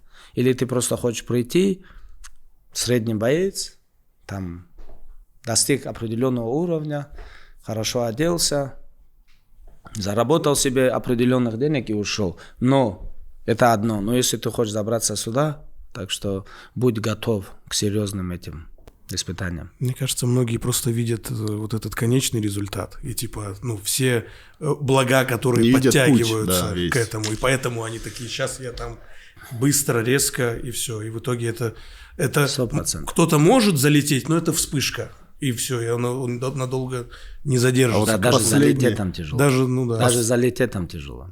Последний раз, может, фанаты про это не знают. Есть какой-то момент, когда тебе предлагали за большие деньги, даже не в ММА, а куда-то вернуться на какую-то спортивную дисциплину? Я просто знаю, что периодически... Грэпплинг предлагают постоянно. Постоянно грэпплинг предлагают. А ты не хочешь? Вообще, в принципе, соревнования Мне кажется, ты бы собрал бы прям хорошо, если бы. Да, это событие такое было бы классно. Да. Грэпплинг предлагали. А с кем, если не секрет? Не было, соперников не было. Они говорили, если ты дашь согласие, ответ, мы подберем там соперника. Это вот UFC, БЖЖ у них, по-моему, запустилось. Я думаю, это сейчас запустили. Разные были, в разное время разные. А ты раздумываешь? Никогда не думал. Один из моих любимых футболистов, Оливер Кан. Я в детстве, когда... Ты сразу любимого футболиста вратаря, выбрал на секс? Финал, 2002 год, Бразилия, Германия. Как я тогда... Ты за немцев был, да? Да. Я Оливер Кан, я такой, вау. Вообще. Он же до финала только один мяч пропустил, и то с пенальти, по-моему. Да. А потом там Роналдо сразу, конечно... Да, двушку забил. Да, Он еще нравился, больно, этот Роналдо. Больно ему, больно. Да, это было больно, реально, я вспоминаю. Я тетрадку вел, я там наклейки. Это моя тема. Ты какого года вообще? Я 91-го. Ошалеть здесь. Я тогда... Молодой ты был. Он еще нравился... Бразилия еще нравилась в основном тем, кто мне не нравится. А почему? На тот момент. Почему тебе не нравилось? Чисто за то, что за немцев болел? Обычная детская... Давай перечислим игроков. Я сейчас, если вспомню... Любимая. 2002 год. 2002. Давай, Оливер Кан. На замене, наверное, Лемон. Наверное. Ты основной состав назови лучше. Томас Линке. Штефан Эффенберг. Дайслер. Или Дайсон, как правильно? Дайсон, брат, я думаю, Дайсон. Не Дайсон. Нет? Накидывает. Балак, я не помню тогда. Балак. Балык, брат, правильно. Он же два финала тогда проиграл. Лигу чемпионов и чемпионат мира. Да. Балак. Сейчас. Как он тебя проверяет? Он тебя душит. Йенс Лемон. Йенс Еремис. Был такой? Он сейчас просто наугад будет называть. Не, все правильно идет. Тренер был, по-моему, Руди Фёллер, если не ошибаюсь. Правый полузащитник был, который очень хорошо играл весь чемпионат. Нойвель. Да. Нойвель. Как? Нойвель. 7-й номер? Шукер, по-моему, был еще. Давар Шукер, это Хорватия. Ой, нет, не Шукер, Герард Мюллер был там? Турок. Мехмед Шоль. Да, Мехмед Шоль. Он точно за них играл? Нет. Было два брата. Нападающие? Не Клозе. Подожди, какой год? Какой год это? Клозе играл. 2002? Да. Да, 2002. Да, Клозе. Ну, наверное, моя память больше этот состав. Да, хороший состав был тогда у немцев. Ну да, интересно. Они так, ну, знаешь, вот этот чемпионат мне... И вообще вот это время, 96-й, 98-й, 2000-й, 2002-й, вот, итальянцы были очень заряжены. И в 2000-м они проиграли Франция. в финале. Помнишь? В 98-м ты помнишь, как они проиграли? Нет. Тоже матч. Они, по-моему, французам тоже проиграли. Очень такой матч, ну, равный матч. Потом в 2002-м вот корейцам они их засудили, я не знаю, красный. Ну, корейцы, да. Так я еще помню первый матч, Франция играла... И потом в 2006-м они уже выиграли. Вот это десятилетие, они вот рядом были. Они, ну, и у них состав был очень серьезный. Да. Хороший состав у них был. Значит, ты вот любой сборный состав сейчас можешь назвать с того чемпионата? Ну, любой, нет, ну, игроков знал. Ну, ладно. Я там, хотел что-то. Ну, в 2002-м, конечно, это самый мой любимый чемпионат мира был. Ну, крутой был. Очень сильный чемпионат был. Кто выиграл тогда? Роналдо. Знаменитая. Криштиану? Это причем вот эта прическа его, когда он ее, я помню, все же говорили как раз про травму. Про травму он там в фильме рассказывает про эту прическу. Да, как он круто вообще сделал. Все его критиковали жестко, типа он не в форме, он не вернется, он все, Бразилия проиграет. Все говорили только об этом. А потом он такой просто раз вот с этой прической пришел и все внимание переключил на эту и вот прическу. Наследие для Нейферова оставил. Сейчас все вот так ходят. А ты помнишь вообще, как он провел сезон? Он же на банке был. Да. Мира он был. Вот он начал играть где-то в феврале, по-моему, январь-февраль. Чемпионат мира был. Первую половину сезона он не играл. Чемпионат мира летом, и он за Интер вот только начал, и он забил там немного голов. И как звали? Загалла? Нет. Как звали это тренера Бразилии, чемпион мира? Не Загалла. Который усатый этот... Знаменитый. Лысый. Забыл. Ну, вот... Он же объявлял состав, он объявил 22 человека, и осталось двое. Теперь остаются Ромарио и Роналдо. А они же по телевизору объявляют. У них пресс-конференция идет. А ты не смотрел «Феномена»? Это про Роналду, документалку? Не смотрел? Посмотри. Вот там он рассказывает, что было в 98 году, почему матч задержался. Помнишь, когда его госпитализировали? Да. Команда, когда сказала, без него не выйдем. Ну, там очень интересные моменты проводятся про него. Если я не ошибаюсь, это когда они уже плакаты распечатали с типа «Мы победили». В 98-м? Да. Ну, там сборная загадочное попадание его в больницу до финала, когда Роналдо попал в больницу. Отравили все-таки? Ну, это... Без фактов как разговаривать? Сейчас они возьмут мое интервью, аккуратно в суд подадут. Ну, по крайней мере, так говорится. Франция, Федерация футбола Франции. Так говорится. Тебе от Франции вот сейчас как раз это еще не хватало, что футбол. И еще, я и так туда не заезжаю. И еще в 2002 осталось Ромарио и Роналдо. И вот в этом, там они показывают этот момент, где он Роналдо выбрал, и они очень сильно его критиковали, тренера. Он на него положился, и он тогда 9 голов забил. Да. 9 или 8? 9 голов, по-моему, забил. В каждом матче забил. Ну, мне тогда лет 7 было. Я просто сильно смотрел. Я тогда просто в школе тоже в 98-м я еще не очень понимал. В 2002-м чемпионаты в школе я тоже бомбардиром стал, столько же забил, я просто помню. Мне кажется, ты просто, тебя боялись в какой-то момент, как будто бы. А если бы ты в 2002-м я уверен, что молодой Хабиб, он опаснее гораздо, чем... 14 лет, 7 класс. А если бы ты в тот момент вот эту прическу захотел сделать? Реально, была мысль, честно скажи. Конечно, была. Когда вот эта прическа... Да, я помню. Меня просто на районе не поняли, а так мысль была. Я уверен, тебя поняли бы, брат. Ну да, если у тебя вот такая прическа, и ты при этом не забиваешь 9 голов на чемпионате мира, то это странно. Ну, возможно. Он еще в финале же сделал ее. Она только во время чемпионата же не было у него. А вот сейчас, мы тогда жили, все братья в одном доме. Отец тогда в села нас забрал в 2000 году.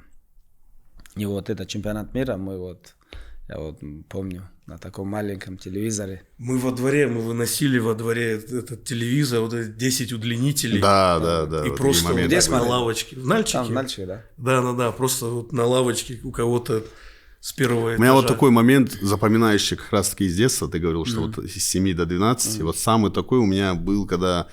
Я не знаю, помнишь, в 2004 году Терек, когда Кубок России выиграл? Да, я помню. Это вот... В УЕФА они еще пробились. У меня еще футболка была, 9 номер Федьков. Блин. Помнишь, вот, да? Конечно, да, он же вот забил последний гол тогда? в Кубке, да. Я тогда помню, мне так понравилось, я пришел на рынок, по-моему, за продуктом меня отправили, и там футболка Федьков. продается зеленая, я же не вижу чья, Да, и там да. 9 номер, и мне 9 нравилась. Как круто. И я смотрю, там Федьков, а я же не знаю, кто это Федьков, понял? Я купил, Он, кстати, смотрю, Терек футболку, целый год ее носил. 42 гола он забил в сезоне. Вот, типа, никто не смог перебить этот рекорд, да. Чемпионат России? Нет, в первом дивизионе, когда они вот выходили в РПЛ, 42 гола? 42 гола. Не следил. Легендарный был футболист. А он потом в высшей лиге как? Нормально, они даже пробили, они Лех Познань выиграли. Живой, интересно? Конечно, он в Ростове детей тренирует. Я помню, еще против Да. Зюльте-Варегем играли, этот Терек. Блин, вот В это... Лиге УЕФА. Я помню. А где играли? Приезжали сюда? Да, они на «Локомотив». Да, в Москве да, были да. матчи тогда. Сложное время тогда было. И я помню, мы все, и даже никто не знал футбола, там тети все собрались. Так это вообще, это самые такие светлые воспоминания, наверное, когда они Нет, выиграли. тогда вот такой подъем Терека был, и тогда Анжи тоже так. Да. Где-то в 2000-х они в В тройке. 2006 Был тоже или такое. 2007 я помню вообще в один момент, когда Спартак Нальчик играл, Анжи, Алания. Алания, Терек Атас еще. был такой. Да, типа, да, да. Алания, Терек, Анжи, Спартак. Алания, Терек, Анжи, Спартак Нальчик. Нальчик, да. Мы фанаты РПЛ просто, брат. Мы вот про РПЛ все тебе можем сказать. В это время мало смотрел. Буду честен, мало смотрел. Вот когда Анжи играл, где-то до 2003-го, да, или до 2005-го, где-то они вот с 98-го, да, или 97-го, вот это время, я ходил на матч. Вот и пробираться очень тяжело было, безбилетный же. Блин, там вот крутой футболист был вот из Боснии и Герцеговины в Анжи тогда. Вот он в ЦСКА. Рахимич, да, Эльвир Рахимич. Он же Анжелович, везде, Рахимич, Серхаев, Арсен Нарвик. Акаев, Будун. Потом Да. у нас... Ну, Хлахиялов только набирал, тогда молодой был. Лахиел, не, он чуть Сильдаров, позже да? пришел. Не. Вот Агаларов был, который сейчас Агаларов отец. Отец Гамида. Отец, да. Они тогда, я просто хорошо помню этот состав. Кстати, молодой игрок такой прям хороший, Абакар Гаджиев, Динамо Ачкала. Да. Ты знаешь? Он Не перешел ушел? в Ахмат. Ушел? Сейчас Да, перешел. в Ахмат перешел. Джон Джонс завершил карьеру, и ты очень тепло написал, ты прям по желанию оставил. Многие удивились, что так прям тепло оставил отзыв. А что я такой Ну, плохой Не, ты же человек? всегда Не. подчеркивал, мы не друзья, потому не что, друзья. Потому что Да. Кормье, вот мой друг, ну, типа, я вот условно, класс признает класс. Вот так И вообще, вот ты как фанат, условно говоря, ММА, как считаешь, он должен был все-таки с Аспинейлом подраться, или он вовремя ушел? Не то, чтобы сколько, 38 ему. Около. Не, он-то давно ушел. Давайте будем честны. Но он за 5 лет сколько боев взял? 1 бой? 2, по-моему. Но он- 1 или 2 боя за 5 Да, лет. да, 2 вроде. Он-то давно ушел. И последние бои тоже были с Сантосом и с Рейсом. Тоже неоднозначные. Такие, знаешь как. Ну, свой пик он давно прошел. Ну, подрался он с Ирилганом. Я думаю, что они дали ему денег. У каждого человека есть свой пик. И он ее давно прошел. Так что должен был он со Спиналом драться или нет, это вопрос, ну, может быть, будет всегда стоять. Но это один вопрос. Но другой вопрос, когда Аспинал тоже свой путь пройдет, и Джон Джонс свой путь пройдет, когда у них обоих закончится, вот тогда поймут люди, кто на каком уровне. Так что Аспиналу, чтобы до его уровня дойти, до наследия, очень тяжело будет. А в данный момент, да, для меня Аспинал очень тяжелый с мира. В данный момент, да. Но то, что достиг Джон Джонс последние 15 лет в UFC, сколько он, 17 лет? Да, Да, с у 2008 него- года. У кого 2008. больше? У него больше всего защит было титула? Или... Так что, ну, тяжело с Джон Джонсом сравниваться. И то, что я не знаю, почему люди так отреагировали, что, ну, как к бойцу, у меня к нему никогда вопросов не было. И Просто было приятно, Это я бы великий сказал, боец. приятное удивление, да. Да, И- это никто не может с этим поспорить. Опять-таки, то, что мы говорили Да. заранее. Достижения и цифры сами о себе говорят. А вот когда идут разговоры о сравнении наследия, твоего наследия и Джонса наследия, Корректно ли это вообще? Правильно ли сравнивать? Не, в UFC, конечно, несмотря на достижения и наследие, это разные вещи. Я думаю, что очень многие люди путают эти вещи. По достижениям с Джон Джонсом в UFC никто не может пока сравниться. И в ближайшем будущем тоже очень будет тяжело. А что такое наследие? Вот когда человек, возьмем там детей, да, они на тебя смотрят, и они тобой вдохновляются. Вот это и есть наследие. Подражать вот человек смотрит на тебя, вот он хочет, вот ребенок, вот он хочет быть таким, как ты. Вот возьмем Роналду зубастика. Футболисты хотели быть таким, как он. Не то, что там подрастающее поколение, скажем, наш возраст, да, и просто новое поколение его не знает.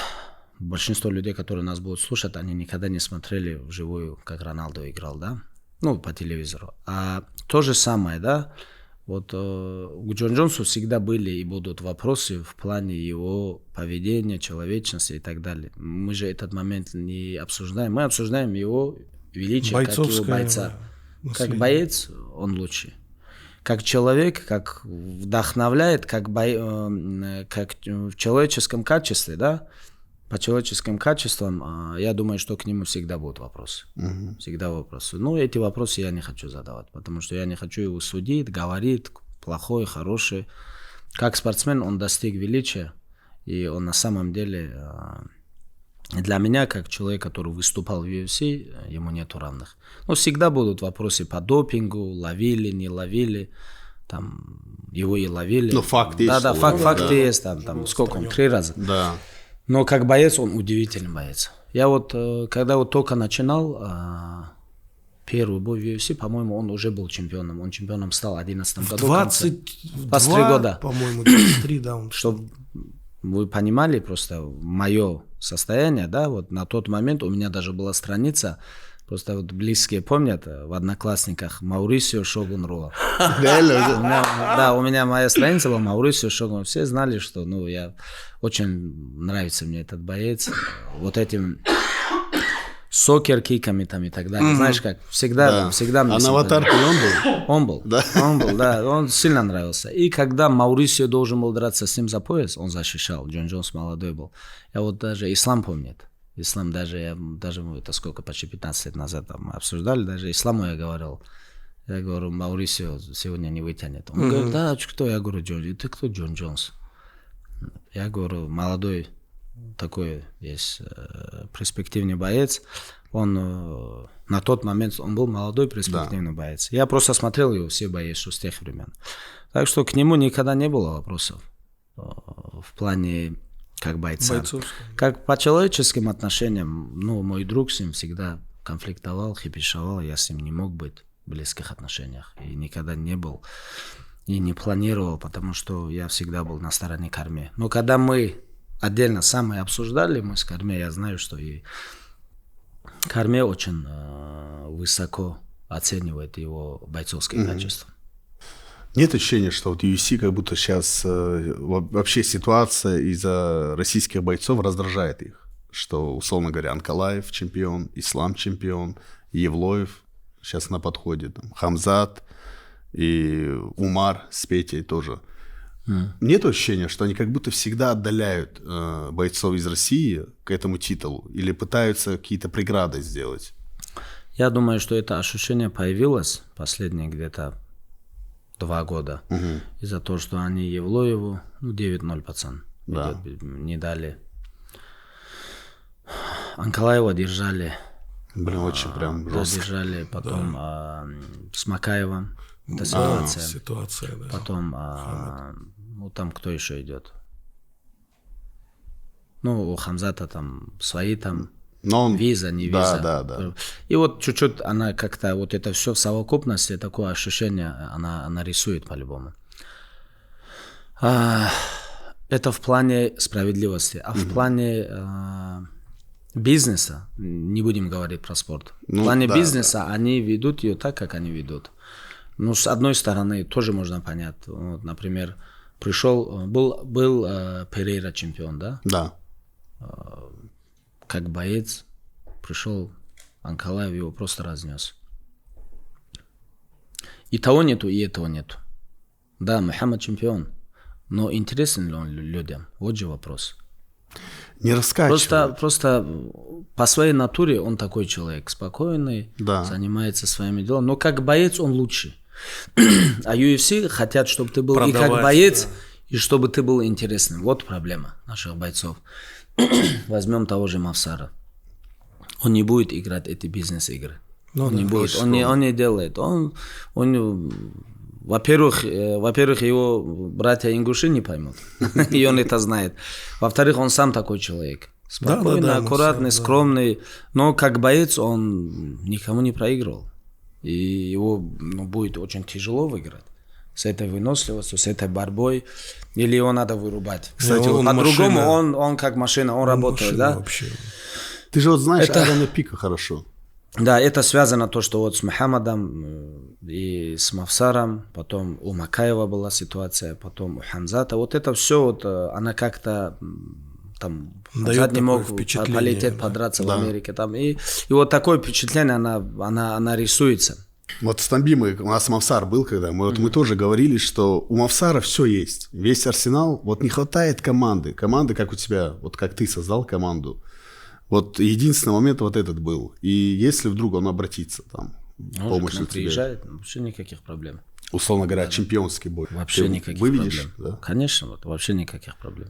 А часто обращаются вот именно профессионалы, которые ты не знаешь, как отказать? Много бывает. Да. Чем могу, я помогаю. Чем то, что я, например, могу, я всегда делаю. Но есть вещи, которые мы не можем, например.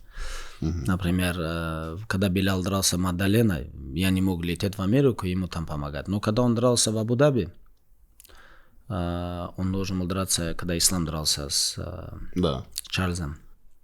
Я его пригласил, я говорю, мы здесь, мы 40 дней у нас до боя, мы здесь проходим подготовку, у тебя тоже бой. Прилетай, вместе подготовимся, если надо, я буду тебя тоже секундировать. Так что вот такие моменты, главное, чтобы совпадали, чтобы я не разрывался, потому что, есть я, есть семья, дети, потом бойцы, туда надо, сюда, это невозможно на все распыляться.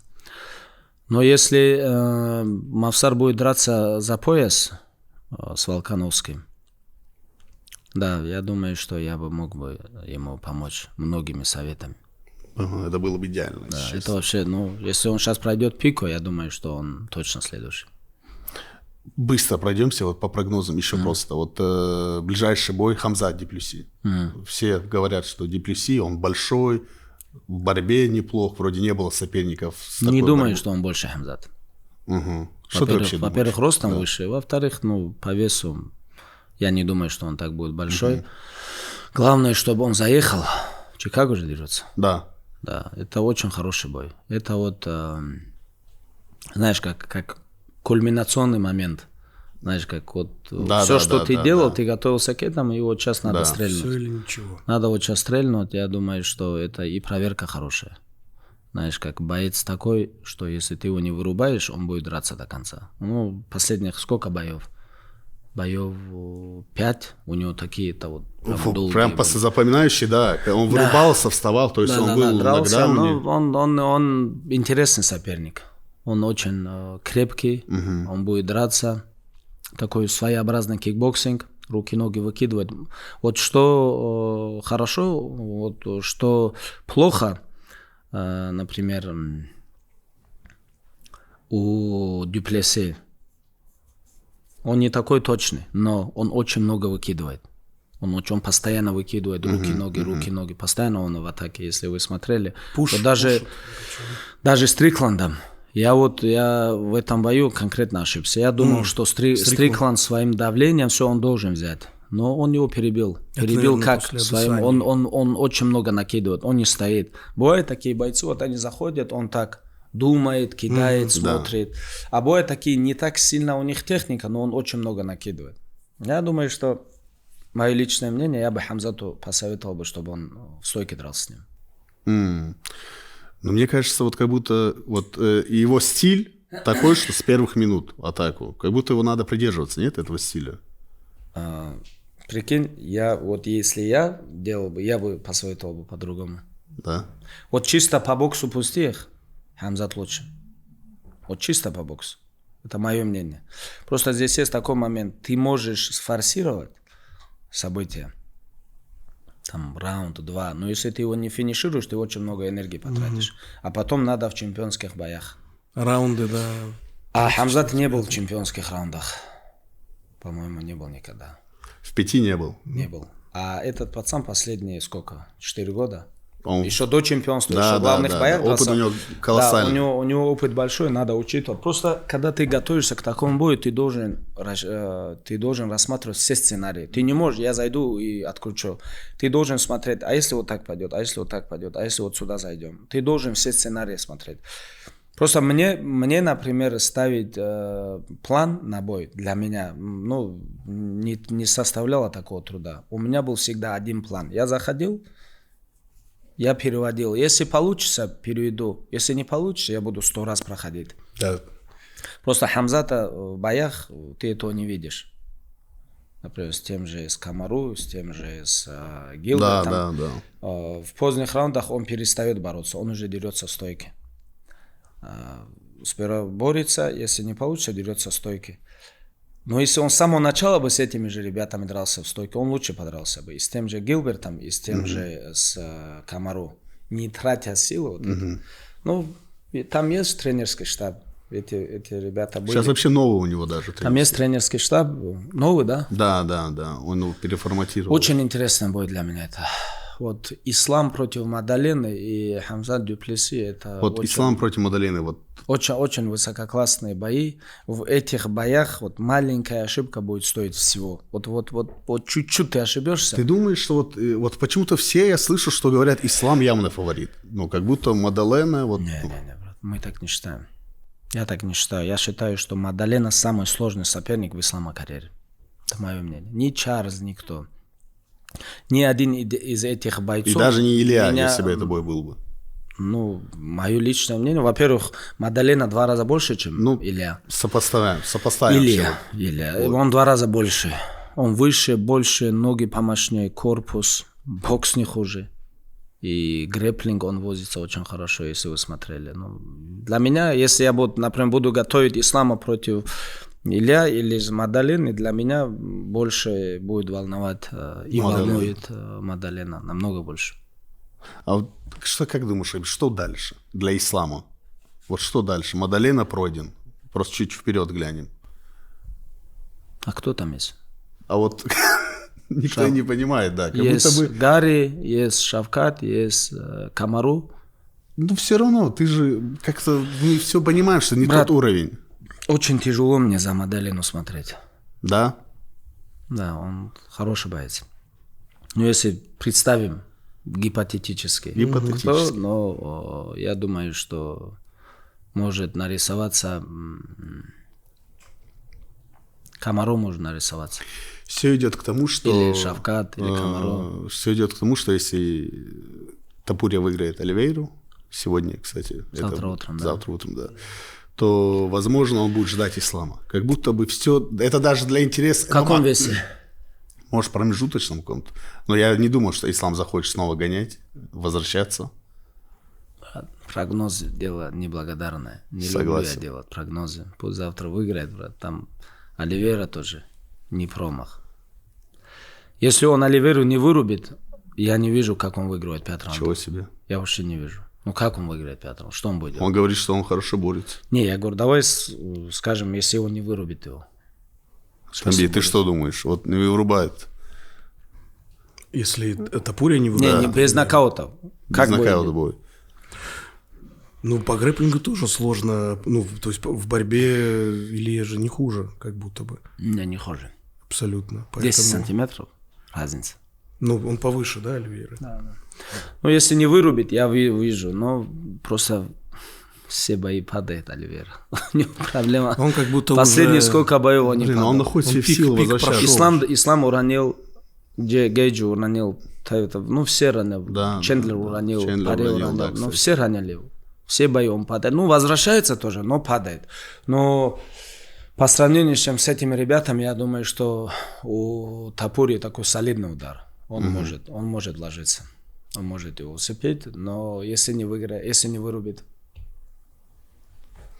Вот вопрос. В момент, когда ты был секундантом, тренером, я вот увидел, это такой, наверное, шок был даже для зрителей ММА, когда Мерабу проиграл Умар, и вот этот нолик, который держал, вообще, по сути, у тебя все бойцы, они с ноликами.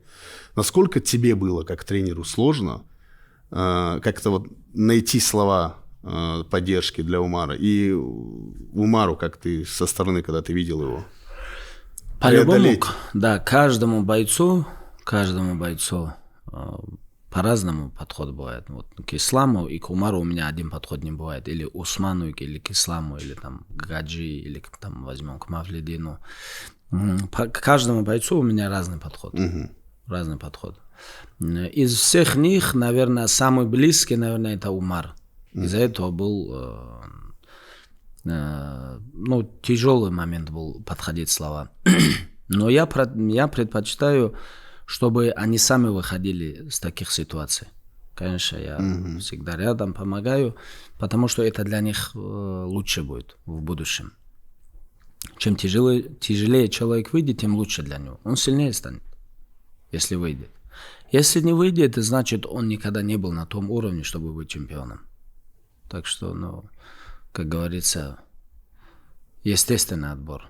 Пусть выбирается сам, не потому, что я так хочу, а потому, что так лучше для него. Вот столкнулся с проблемами, надо выходить. Значит, у тебя никогда не было чемпионского, скажем, уровня. Выйдет, выиграет, подерется за пояс, выиграет пояс, тем слаще будет победа. Еще слаще будет. Конечно, на тот момент была бы вообще сказка была бы и Ислам, и Умар. Да. Может быть, Всевышний от чего-то уберег. Иногда то, что мы не получаем, иногда лучше будет, что... Положительно надо смотреть, да, наверное, все. Никто не хочет проигрывать. Ни Мераб, ни Умар, ни я, никто. Все, кто в этом виде спорта... Если это видеоигры. Да. Вот видишь, это тяжело проигрывать всегда, но что есть, то есть. Что делать? Если бы ты был, кстати, на день президента UFC, что бы ты изменил бы? На день? Да, вот президент UFC вообще. Что бы ты сразу... Исправил? Да, исправил. Я бы правила поменял бы. Какими ты сделал бы их? Я сделал бы, ты заходишь в октагон, там простой бой 15 минут, чемпионский 25, да? Да. Раундов не было. Да. О, как и этот. Реально, в Прайде не было было. раундов. Просто это, вот кстати, зашел новое и направление может такое быть. Но в Прайде у меня вот всегда было в голове, зачем раунд нужен? Для чего это? Это ты говоришь, я понял, что представляешь? это entertainment, ты останавливаешь там какую-то рекламу там и так далее. Я понял, для бизнеса. Да. Но если говорить про спорт, я бы убрал бы раунды. Вообще не было бы раунда, вот они зашли, все. Это Валитуда, да, называется, по-моему, там, кажется. А было вообще такое, да? В Прайде было, в Прайде первый раунд 10 минут, потом 5. Да, 5. А есть еще, по-моему, это бразильская Валитуда, где, оно 30 минут. Они там и головой били. Там, да. Там правила должны быть, по-любому. Один там выходит. Пах не бит, затылок не бит, там и так далее, да. Но я бы поставил, чтобы раундов не было. Только это? А вообще Дана советуется с тобой по каким-то решениям? Просто мне кажется, ты единственный боец за историю UFC, кто прям в кухне побывал там, условно говоря, я не видел, что боец мог благодарность там отметить братьям Фертита, а ты с ними дружил. Просто... хорошие у меня отношения, но такого не бывает, что в плане бизнеса, что мы советуемся. Мы общаемся, часто видимся, но... Такого нету, что я последние 3 месяца такое чуть плотное общение сложилось. Там бои, потом с исламом связано, с Умаром, там все общаемся много. Но такого нету, что как они должны вести там бизнес, что я им говорю, там советую там и так далее. Свое мнение выражаю. С Хантером, с Даной у нас много будет общения. Вообще я стараюсь не советовать в последнее время. Да? Я выражаю свое мнение. Я тоже узнал, что нельзя советовать, оказывается. Знаешь, как настаивать людям, у которых и так свое мнение, знаешь как, это тоже что-то, ты как будто на воздух бросаешь свои дела. Если человек хочет, придет за советом, Даже будь уверен, даже еще раз спроси, будешь ли ты этому следовать? Или ты просто пришел пообщаться? Это такой же момент. Иногда бывает, вот ты приходишь, он приходит к тебе за советом, у тебя совет берет и по-любому тебе доказывает то, что он хочет сделать. А зачем ты осоветуешься? Не, может просто по твоему совету сделать, а не по своему. Условно, это тоже влияет. То есть ну да, ну я стараюсь не советовать. Это, знаешь как, ты говоришь человеку, когда вот человек на своем мнении, ну пусть пойдет, пусть набьется шишек, вернется и потом, если захочет, спросит, если не захочет, он пойдет своим путем. В принципе, так тоже можно было. Ты знаешь эту историю? Какую? Потом расскажу. В принципе, так тоже можно было, да. Не, мы с Хабибом там часто в директе, пацаны, всегда на связи. Ты им про Фратези рассказал? Да, блин, я вот рассказывал, что... Помнишь, когда я тебе на лучший Ньюс... игрок, Да, брат, что вот здесь у меня горя, я чувствовал, что вот у меня вот... Блин, можешь рассказать просто коротко? Я думаю, что не, Фратези он должен быть. Я просто смотрел 3 матча, во всех 3 матчах мне понравился его вот этот характер. Он зашел за Италию, он там забил. Именно вот, который я смотрел матч, он там отличился. Да, это все вот перед вот он этим был в запасе. И я смотрю, он в запасе. Я думаю, не, он если зайдет в таком принципиальном матче, я ему еще прибрал. Фратези запомнил. Он даже не знал, по-моему, Фратези кто такой. Я думал в составе. Я смотрю, состав он нету его. Он на замене. Он зашел и забил. Может, Хабиб перепутал. Ну, я думаю, он когда зашел, он забил. Только не Фратези. Я так что-то отвлекся на телефон, забил. Я резко зашел, я говорю, я не знаю будущего. Просто я думаю, я просто написал. Был такой момент, если ты помнишь, когда бойцом был, к вам какой-то фокусник показывал фокусы. И ты такой, он клянусь с кем-то на связи. То это джинарики бывает. Я про это не всегда верю. Все, что ты видишь глазам, не всегда бывает правда. Ну, конечно, в основном это правда, но иногда есть люди, которые могут околдовать твое зрение, и это что-то чревато может закончиться. Ну, но с Фратези мы... Вот здесь я понял, что реально ты вот в футболе прям спец, реально. Я вот в этот момент, просто многие, знаешь, наугад... Там не хватало, вот знаешь, там должен был зайти вот какой-нибудь такой... Голодный бульдог, итальянец. Камаранези или Гатузо должен был зайти и вот в лобовую взять. И я думаю, здесь только Фратези может. Там Хитарян, они уже чуть подустали уже. И там сыграли такой матч. И здесь должен уже не техника. Здесь уже должен кто-то зайти, который будет там и толкаться, и насмерть. Ну, и он реально... Ты видел ему, как плохо стало? Когда он забил, нет, ты не видел. Я видел, он же рассказывал, что... Ему как плохо стало, ты видел, он лег. Это выплеск эмоций. Я думаю, что... Перегорел. Не то, что он слишком много кричал, ему плохо стало, он лег, он, по-моему, чуть не вырубился. Вот этот момент для бойцов важно, что до боя, типа, нельзя прям вот это орать, прям вот эмоционально распыляться, да, очень важно. Чтобы я вот у большинства ребят, я за ночь забираю телефон. За ночь забираю телефон. И это даже очень важно. Компьютер ломал. Даже вот Абу-Бакра компьютер сломал. Ну, это ваш человек, ваш друг. Он прям сильно близкий. С тревогой это рассказывал. Такой собрал нам, столько денег он потратил. Да. Смотри, это знаешь как, человек пришел после взвешивания, да, покушал, все, что ему важно? Он должен поспать. Телефон тебе не дает. У тебя там семья, это друзья, потом ты сидишь в этом инстаграме, рилсы.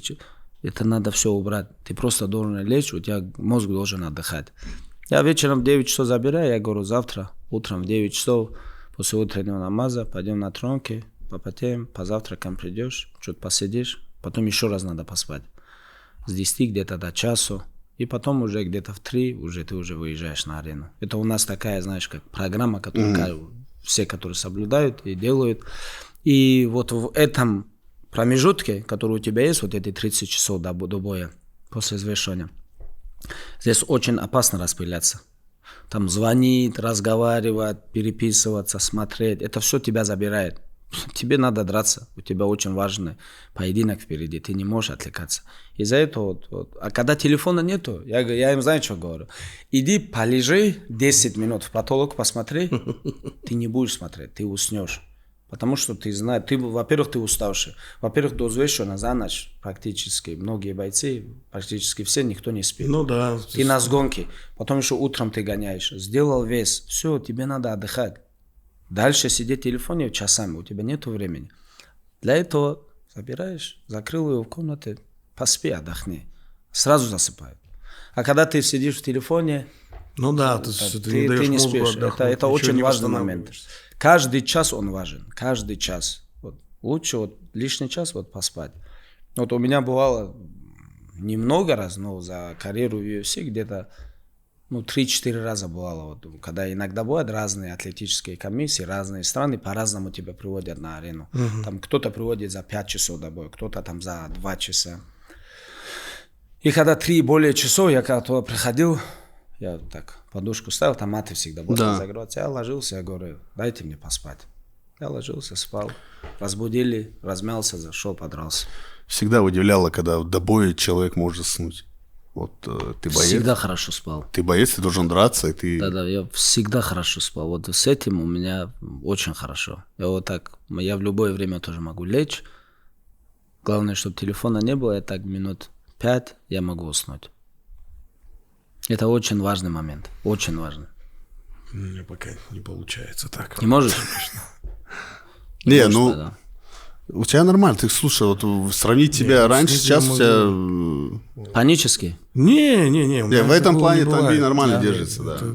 Такого не бывает. Но телефон просто тоже постоянно. Авиарежим в помощь. Нажал, все. Ну, еще вот всякие гаджеты, такой уведомления. Ты знаешь, что у близких все нормально, самое главное. Все. Поставил. Остальные дела подождут, брат. Они никогда и не закончатся, во-первых. Ну да.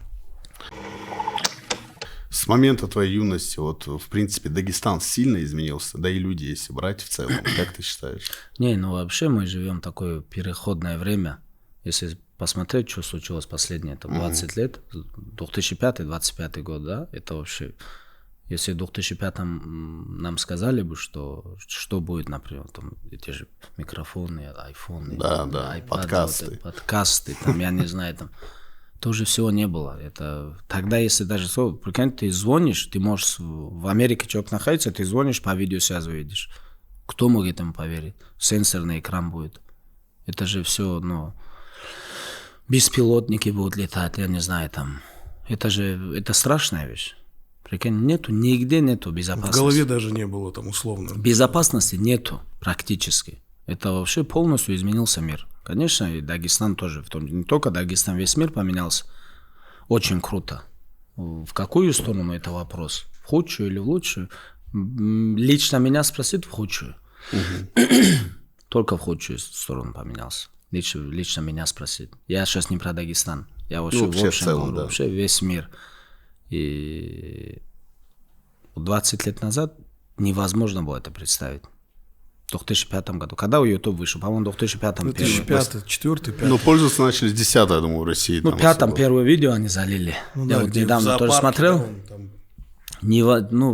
Прикинь, насколько сколько мелочей появилось в жизни людей, и эти мелочи, без них невозможно. Вот без телефона ты, например, путешествовать не можешь. Да. Ты не увидишь человека нигде в мире, который летит без телефона. Он не летит. А вообще, ковидное время вообще там тебе... Сколько у тебя документы, там, QR-коды, там, сколько всего было, да? И вот настолько мы уже привязались, все в телефоне. Там карты, оплаты, там, переписки, звонки, работа, все нас связали вот так. Мы, это как конечность твоя. Мы как будто в наручниках. А это уже не было в 2005-м. Надо периодически от этого. А что ты изменил, Хабиб, вот сейчас, в данное время? Как хорошо, что этим я не должен заниматься. Менять мир – это тяжелая вещь, брат. Это ты то же самое, идет лавина, ты хочешь ее поймать. Она тебя снесет.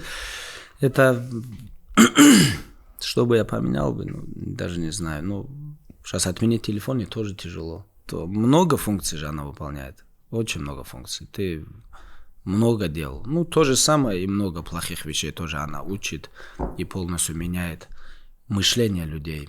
Это то, как человек сможет без крайности идти посередине. А могут ли так большинство людей? Не могут. Так что менять людей, сознание, мир – это тяжелая вещь. Лучше Лучше себя. Начинай с себя, ближайшее окружение. Личный пример, поощрение и в конце, если что, принуждение. Там 5 методов. Ну, можешь найти? Конечно, я могу. А ну, загугли. Да, вы пока можете пообщаться. Да, мы пообщаемся, загугли 5 этих... 5 методов. Да, 5 методов воспитания Абдулманапа Нурмагомедова. Позвони. Я просто перечислить не могу. Убеждение, личный пример, поощрение, требования и принуждение. Убеждения и требования пропустили. Прикинь, это какие два важных этих. Убеждения, смотря на... Google даже вот специально страницу сделал. Да. Ну покажи. Вот видишь здесь? Дай посмотри. С первого по... Там прям расписано все. Да, нет, да. Да. Первым шагом. Это он с книги взяли? Видимо, да. Это, по-моему, там сейчас встроенный искусственный интеллект Gemini. Он, по-моему, сейчас структурирует информацию, когда в поиске вводишь. Брат, вот это поощрение сильная вещь. Он мне дал книгу. Это был 96-й год. Называлась «Страны и народы». По-моему, там 190 стран было тогда. Могу ошибиться тоже. Ну, примерно 100. На 96-й год сколько стран было, тоже загуглили, походу. 190 стран было, если не ошибаюсь. И какого алфавит? 96-й год сколько стран было. И в алфавитном распорядке там шли страны. Там. И надо еще Андорра, знать... Австрия, Австралия, там вот так она. И ты знал еще все Не, у меня до года. Сколько ты сказал было? 190? 193. 190, вот я помню примерно, просто 190. Иногда ты ошибаешься. Ну, примерно. Там эти были, я просто помню, нумерация была, каждая. И он мне дал книгу, и отец говорит, вот каждую страну будешь рассказывать мне, пересказывать. Когда хочешь, любое время. Буду деньги давать, там определенная сумма была. Там, например, Андорру рассказал, второй раз не мог рассказать. Прикинь. Или там Австрию рассказал. И там было, я просто как сейчас помню, с кем граничат население, реки, горы, история, экономика там и так далее. Вот это географическое положение, столицы, большие города. Про каждую страну, короче, там кратко, там по 2-3 страницы. И этот, например, рассказал, он так галочку ставил. И для меня это всегда, вот деньги нужны были, я так учил. Приходил потом, давай. И я рассказывал отцу страну. Ну, круто. Это очень, вот это поощрение же там идет. Да. Он мне такой, не рассказал. Или там приходил, не подготовлен, быстро. Ты не готов. Отдавал. Скидку делать нельзя, Нет, да? конечно, какая скидка же. Наоборот, на штраф мог нарваться, ты что. И это когда в селе жил. Потом у нас коровы были, бычки у нас были, потом у нас поле было. Потом отец маленький кирпичный завод открыл, эти шлакоблоки. Да. Ну, там-то делали, а их поливать надо было. Там воду. Там за это деньги давал потом. Ну, имеется в виду, я должен был что-то сделать, так прийти, там, езда деньги, там, такого не было. Я всегда надо было, там, в школе, например, сколько-то оценок у меня были деньги, там, и...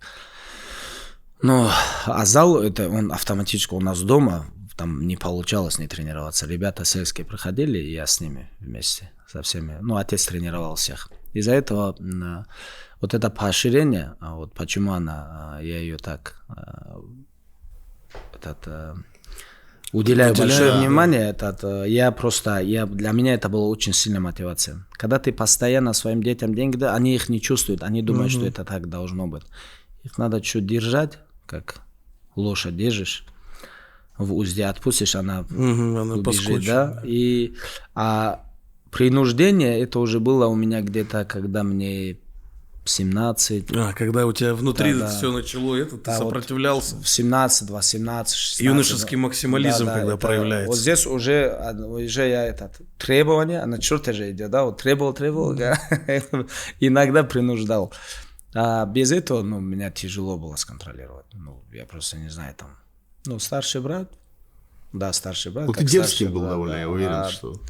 Чуть-чуть. А уже маму уже в это время ты уже не чувствуешь. Я думаю, что как и все подростки, да. Поэтому без принуждения. Мама тяжело может повлиять. Она заботится о тебе, а воспитанием уже занимается отец. И вот этот момент тоже очень многие родители путают. Забота и воспитание. Понял? Это вот там ухаживать, кормить, одевать, там люди думают, что это воспитание, это не воспитание, это забота. А есть воспитание. Ей Всевышний так наделил, разделил, скажем, родителей, что воспитанием по-любому должен заниматься отец. Отец должен воспитывать. А заботиться маму. Конечно, мама тоже. Не мама тоже, а у нас, как говорится, мама это и есть школа, да? Но вот основную такую точку, которую ставит в становлении, особенно мужчины, это отец. Отец бывает. Конечно, многие ребята, у которых, например, росли без отцов, там, они, может быть, скажут, нет тоже. Я просто говорю большинство случаев. Большинство случаев, что отец имеет огромное влияние на детей, особенно на мужской пол, да. Если он будет соответствовать, во-первых, смотри, там как отец, да, вот на себя же это уже убеждение, а потом что идет? После убеждения идет личный пример. Это очень важно. Ну, то есть это очень важно. Вот все, что ты не можешь дома курить и говорить, там, тренируйся, да? Я просто... Отец сам тренировался, сам боролся, сам в футбол играл, сам бегал, вставал, ходил на работу, приходил, заботился, воспитывал, помогал, я не знаю, содержал, все делал. У меня всегда, я везде видел отца, и у него всегда был личный пример. А ты не думал, что ты и сам тоже был мотивацией для него? То есть из-за того, что есть там условно вы... Это я сейчас так думаю. Это я сейчас могу, но на тот момент же ты... На тот момент ты ребенок, ты не догоняешь. Это взаимная история. Это сейчас ты понимаешь. Он вкладывает в нас, он отдает все, что есть, да, вот это то же самое, что мы готовы сделать для своих детей, да. Но на тот момент, когда тебе 10 лет, когда тебе 8 лет, ты это не понимаешь. Ты ребенок.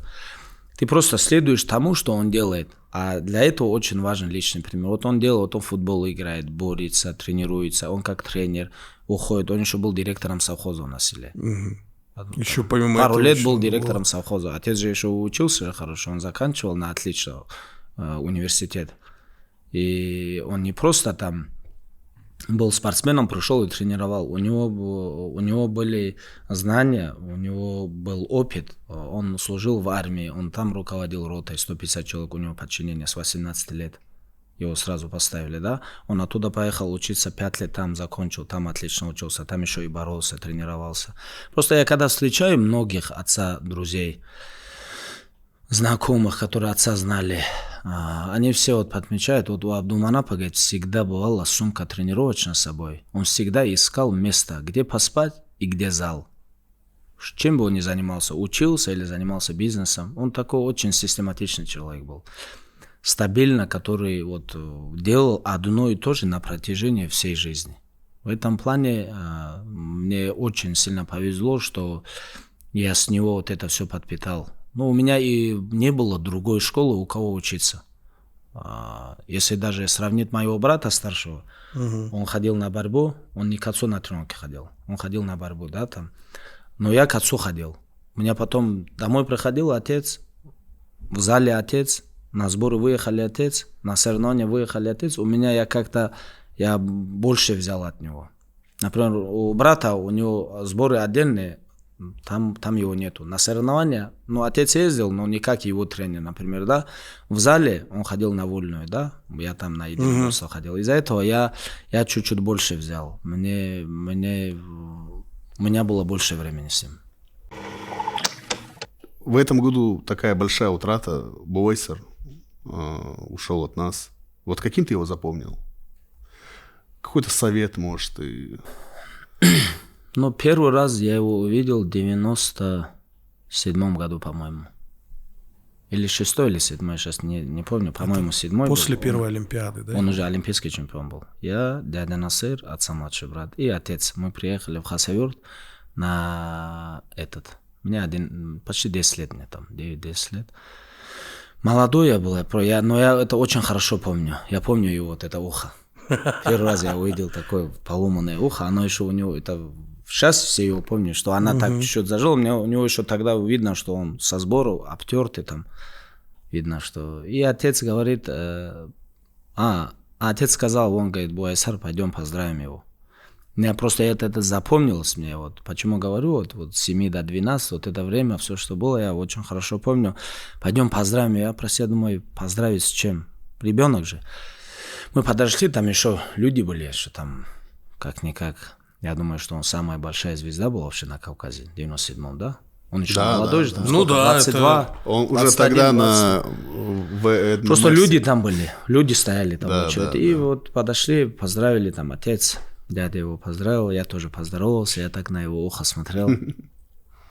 Я отца спрашиваю, это кто? А у нас дома был журнал олимпийских чемпионов. И отец мне говорил, помнишь, это журнал, там был Буайсар. И он вот тогда я его первый раз увидел. После этого долгое время я его не видел. Потом я его увидел, после этого первый раз видел в Грозном. Но там нам мало удалось пообщаться. В Грозном на турнире в Колизее мы вместе сидели, но так чуть мало пообщались. И вот эту фотку, которую я закидывал же, я приехал на чемпионат Европы, в Каспийске был чемпионат Европы, он там был. И я только зашел, и я уже там звезда. Понял? И я же не вижу никого, и один меня вот так взял. И так смотрю, так раз захват. Вот так. У него же, если ты помнишь, у него такая привычка, вот так сверху руку откручал. Когда общался, у него так кисти откручал. Такая манера. Это профдеформация. Да, резко откручал. И я там с кем-то разговаривал, один вот так взял, он меня же есть. Я вот так посмотрел, и он меня вот так повернул, и там я как понял, этого фотографа он знал, он как-то назвал, и он сказал, сфоткай нас. Вот так. И вот в этот момент я только повернулся, и нас резко сфоткали. Он там пообщался, тоже так, людей много. Так как дела, туда-сюда, так. Ну, так сесть, пообщаться, конечно, не удалось. Ну, очень много интервью, там его... В последнее время он так ходил на подкасты, да? Какие-то там 2-3 подкаста, 2-3 интервью у него было. Смотрел, и, ну, конечно, жаль, что не удалось так хорошо с ним пообщаться. Я думаю, что мы один общий язык у нас был. Да, потому что все время провели в спорте. Ну, то, что он достиг, конечно, это очень тяжело повторить. То, что он сделал, и с 90-х почти до 2010-го, да, почти там, 17 лет точно он был наверху. И по моему личному мнению, не было такого борца. Конечно, всегда будут пытаться стать как Буайсар, но для этого нужно не только выиграть, как он, столько соревнований, но и иметь такую харизму. Харизма. Как харизма, он с ним... Говорил очень, хотел слушать всегда. Он в Красноярск, я вот последнее то, что смотрел, он 18 лет, по-моему, в Красноярск переехал. Да? Дальше что? По-моему, он в Красноярск переехал и учился там даже, потому что у него точно не кавказское образование. Да, он все время... У него прям видно, что у него учителя были русскими. Вот русский язык у него очень... Он еще и без акцента. Да. Вот так, если вот со стороны послушать, не сразу скажешь там, что он родился в Дагестане и является чеченцем, да? Да. У него же, это не сразу скажешь. Еще такое, знаешь, сложное время он как раз-таки начал свой путь. Очень сложно. Это я говорю про 90-е, начало 2000-х. Это вообще это другой там вот как раз-таки много панических атак. Да. В 96-м году полететь на Олимпиаду в Америку. Это самый разгар. И выиграть Олимпиаду. Да. Это такое время. Это, по-моему, в Атланте был, по-моему. Вроде Атланте. Это для всего народа. Это был, знаешь, как глоток свежего воздуха. Вообще, вот опять же воспоминания. Да. Это в 96-м году, вот так, чтобы на международном уровне радоваться за своего человека, это, не было же никого из чеченцев. Нет, тогда никто еще так не... На вот таком уровне вообще. На таком уровне не был. Что ты помнишь? Не, я говорю, я даже помню, что эту Олимпиаду открывал Мухаммед Али. Реально? В Атланте, да. Да. Уже вот в таком состоянии, но все равно это ярко было. Вообще удивительно, что ты пришел. Я честно, я вот в какой-то момент думал, когда я могу у него спросить, когда он придет на подкаст. Так не хотелось, да? Вот знаешь, как... Не хотелось, сам напросился, да? Не, вот вспоминая в самом начале, мы знаешь, это, такое, ты всегда закидываешь какие-то безумные цели. Да. И мы когда, вот первый раз, мы, по-моему, вместе как раз сидели, до этого вообще обсуждали, а представь, вот когда-нибудь у нас вот будет на подкасте Хабиб. Да, то есть, это было просто и мы это представляли как что-то невозможное. То есть, ты всегда просто какие-то отдаленные цели там ставишь перед собой. И вот сейчас у меня вот такое ощущение, что аналогично. Щипни меня. Да, нормально? Не спишь? Все-таки сон. Да, спасибо тебе большое. Честно сказать, у меня одна из целей, почему я пришел, у меня бывает, я же с разными людьми встречаюсь. И иногда бывает, что вот люди, с которыми я встречаю, они меня воспринимают вообще по-другому. Для них я просто чувствую, когда ты много встречаешься с разными людьми в разных континентах, в разных странах, в разных обстоятельствах, в разных видах спорта, на разных ивентах, сколько всего бывает, да? И иногда бывает, вот человек тебя вообще по-другому воспринимает. Вот как вопрос задали, вот каким ты хочешь, чтобы человек тебя знал, да? Лучше всего, я думаю, вот сейчас, в данный момент, в этой обстановке нашего мира пообщаться. Я думаю, человек может выслушать человека. Вот, например, Буайсара как люди знали. Вот эти миллионы людей, которые за него болели, за него переживали. И когда его не стало, как было? Большинство людей, очень много же людей, там, как будто родного человека потеряли. Они его откуда знали? Они его видели только вот по интервью, по телевизору, выиграл, приехал, какое-то интервью сказал, что-то рассказал. Я думаю, что вот прийти, рассказать о себе и показать себя там, людям, какой ты есть. Потому что и так ты уже в этой сфере, и люди тебя знают. Теперь вопрос, как они тебя будут знать? Потому что очень много есть личностей, которые вот на камеру они вообще другие. А в жизни это вообще другой человек, абсолютно другой человек. У меня были такие опыты в жизни, я вообще человека по-другому воспринимал, потом, когда знакомился, виделся, я по-другому с человеком знакомился, заново знакомился. Вроде бы я его знал раньше. И вот одна из таких целей была просто прийти пообщаться, я думаю. Знаешь, как... Это просто шикарно. Это спасибо. Да. Так что, может быть, еще и люди посмотрят, там, подрастающее поколение посмотрят. Просто я много детей тоже встречаю, вижу, там, кто-то приводит, звонят, там, родственники, там, близкие, там, кто на связи, они звонят, этот придет, тот придет. Дети смотрят, потому что как-никак в телефоне это все, крутится. Может, они извлекут какую-то пользу, посмотрят. И так что... Одна из целей была, чтобы принести пользу, и может хоть 10 человек смотивируется от нашего подкаста. Я думаю, миссия выполнена. Небольшой блиц, я тебе буду задавать, ты можешь не коротко отвечать. Там, условно говоря, вот Mercedes или BMW, что тебе больше нравится? Вот часто ты спрашиваешь? Да. Езжу на BMW, нравится Mercedes. Какой твой любимый фильм и что из последнего ты смотрел? Сериалы можно? Да. Я вот сейчас смотрю не буду это слово назвать на русском, Мобленд. Гангстерленд. Ты только смотришь? Да, я на 7-й серии. Я просто... Вообще фильмы, сериалы я начал смотреть где-то 3 года назад, наверное. Я думал, Last Dance, когда ты начал. Это документалка про спортсмена. Я всегда смотрел. А так вот фильмы, я думаю, что вот где-то 3 года начал. До этого не было времени и желания тоже не было. И то, наверное, фильмы в самолете пока летишь. Вот сейчас я смотрю, тоже я набрал там топ-лист, там, как называется этот...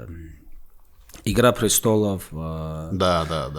Breaking Bad. Да, вот это все я уже посмотрел. Вот сейчас я закончил Yellowstone и перешел на этот Гангстерленд, да? Посмотри, интересно будет. Сопрано, клан Сопрано, это, я думаю, тебе тоже понравится. Сопрано еще не смотрел.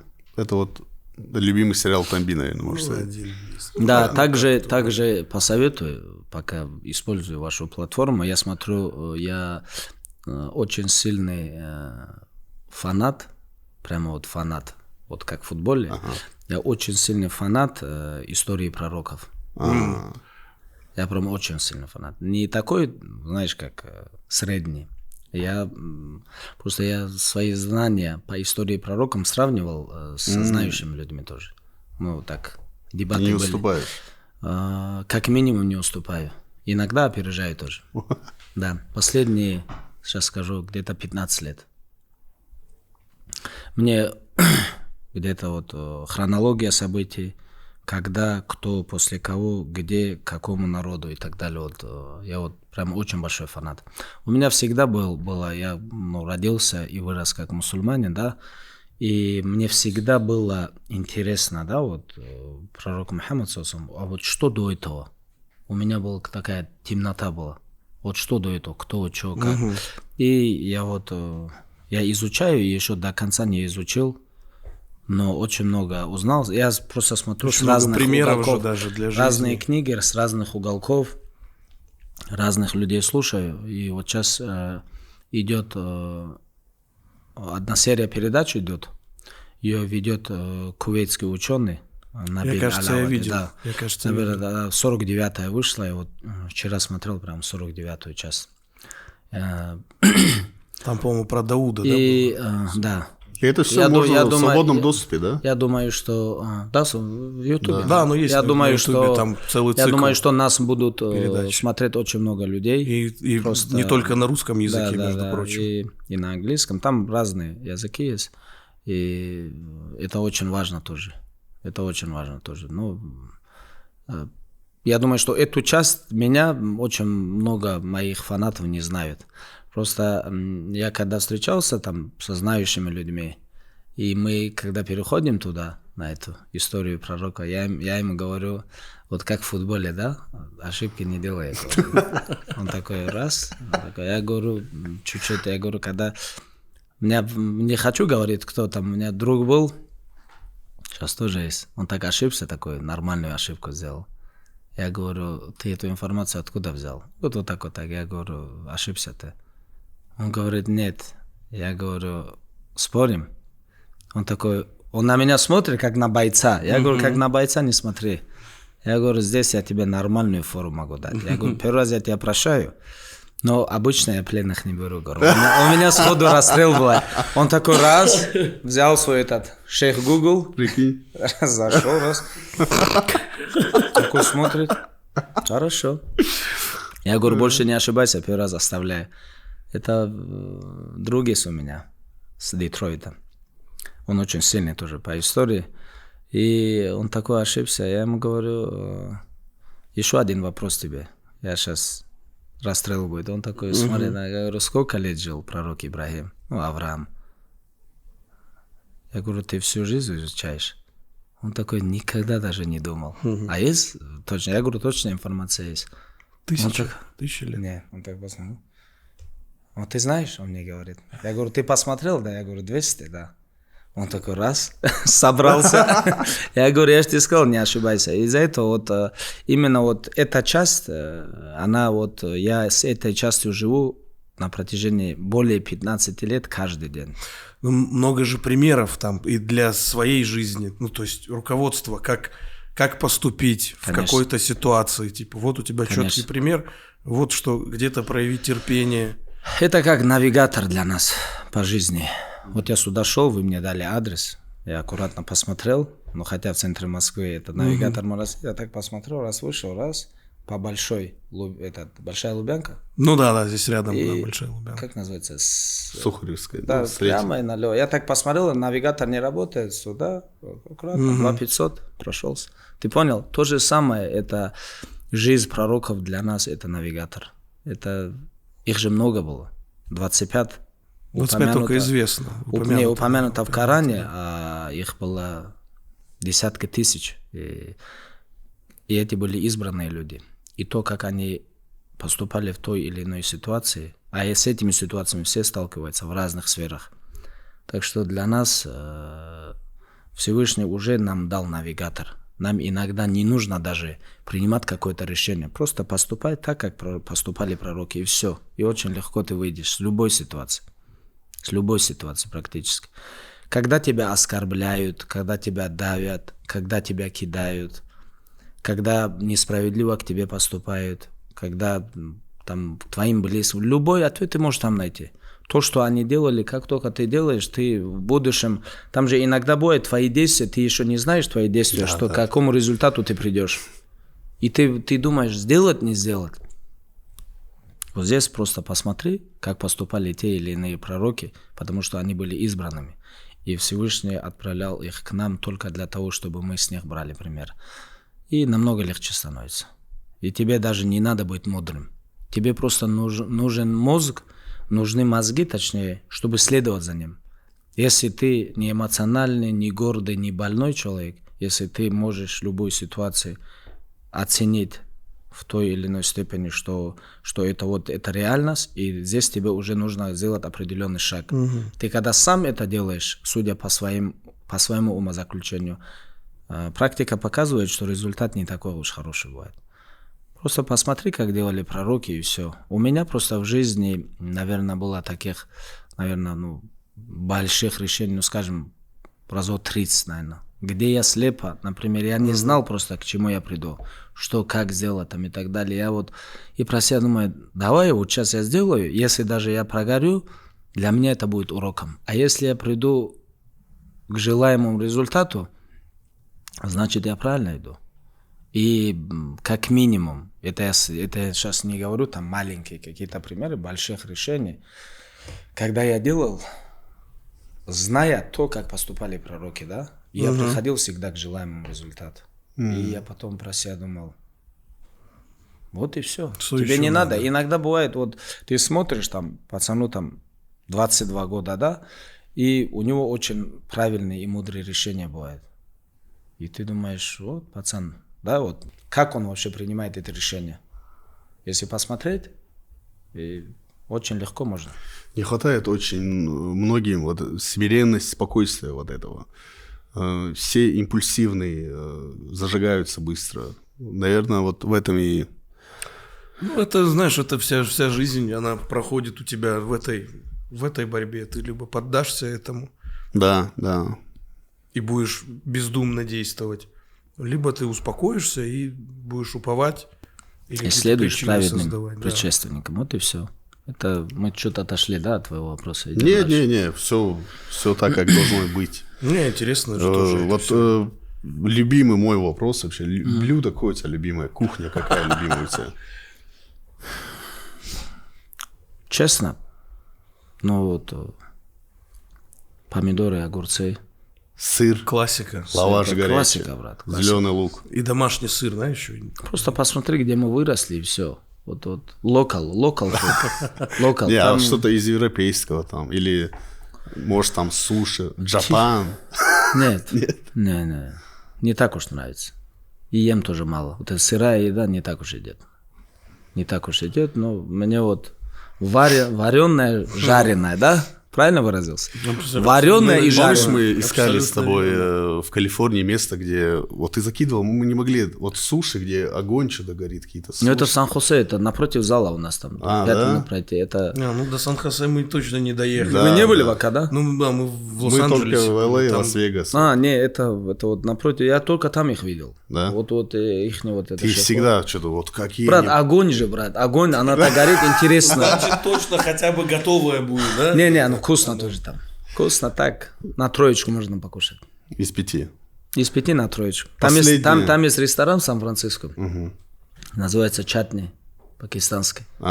Номер 1 ресторан. Для всех нас. Чатни, да? Так называется Чатни. Я тебе адрес кину. На улице Джонс находится. 12 года там я. Прикинь. Честно сказать, недавно летел же в Америку, специально взял через Сан-Франциско билет. И когда на фронтир, ситуация же получилась, ты не поверишь, знаешь, я почему туда попал. Там, она закрывалась в 9 часов, да. 9 или 10. И там рейс был, как же говорили, что ты бизнесом не летел, да? Там Дельта был бизнес, там 8 часов вылет, я впритык попадал. А мне надо было, чтобы я успел 5 часов вылететь, там лететь 1,5 часа. Пока ты выйдешь, доедешь. И вот это только вылет был. Лас-Вегас, Сан-Франциско был только фронтир. Я не знал даже. Я говорю, давай вот это билет купим. Он говорит, здесь эконом. Я говорю, 1,5 часа полетим эконом. В чем проблема? Я говорю, знакомые слова. Потом он говорит, давай вот, чтобы ноги вот этот... Space, да. Space, да. Exit row, да? Я говорю, хорошо. Пожалуйста. Мне это без разницы было. Я могу аккуратно посидеть в капюшоне, там, в телефоне, там, что-то посидеть, 1,5 часа, что такое. И тут пришла Анна. Да, и вот так я попал туда. Я хотел в этот ресторан попасть, чтобы... Пока он не закроется, да, и... Слушай, а вот комфорт не любишь ты? Ну, ты же можешь там взять какой-то самолет, вылететь в Европу на нем. Я не думаю, что для тебя это проблема. Вот такие моменты комфорта. Зачем? Я могу... Во-первых, с Дагестана, когда ты летишь, ты должен или в Дубай, или в Стамбул лететь. Да. Или в Дубай и в Стамбул 90% только эконом у нас летает. Хабиб, последний из мира боев, что ты смотрел в прямом эфире? В прямом эфире? Вот недавно смотрел...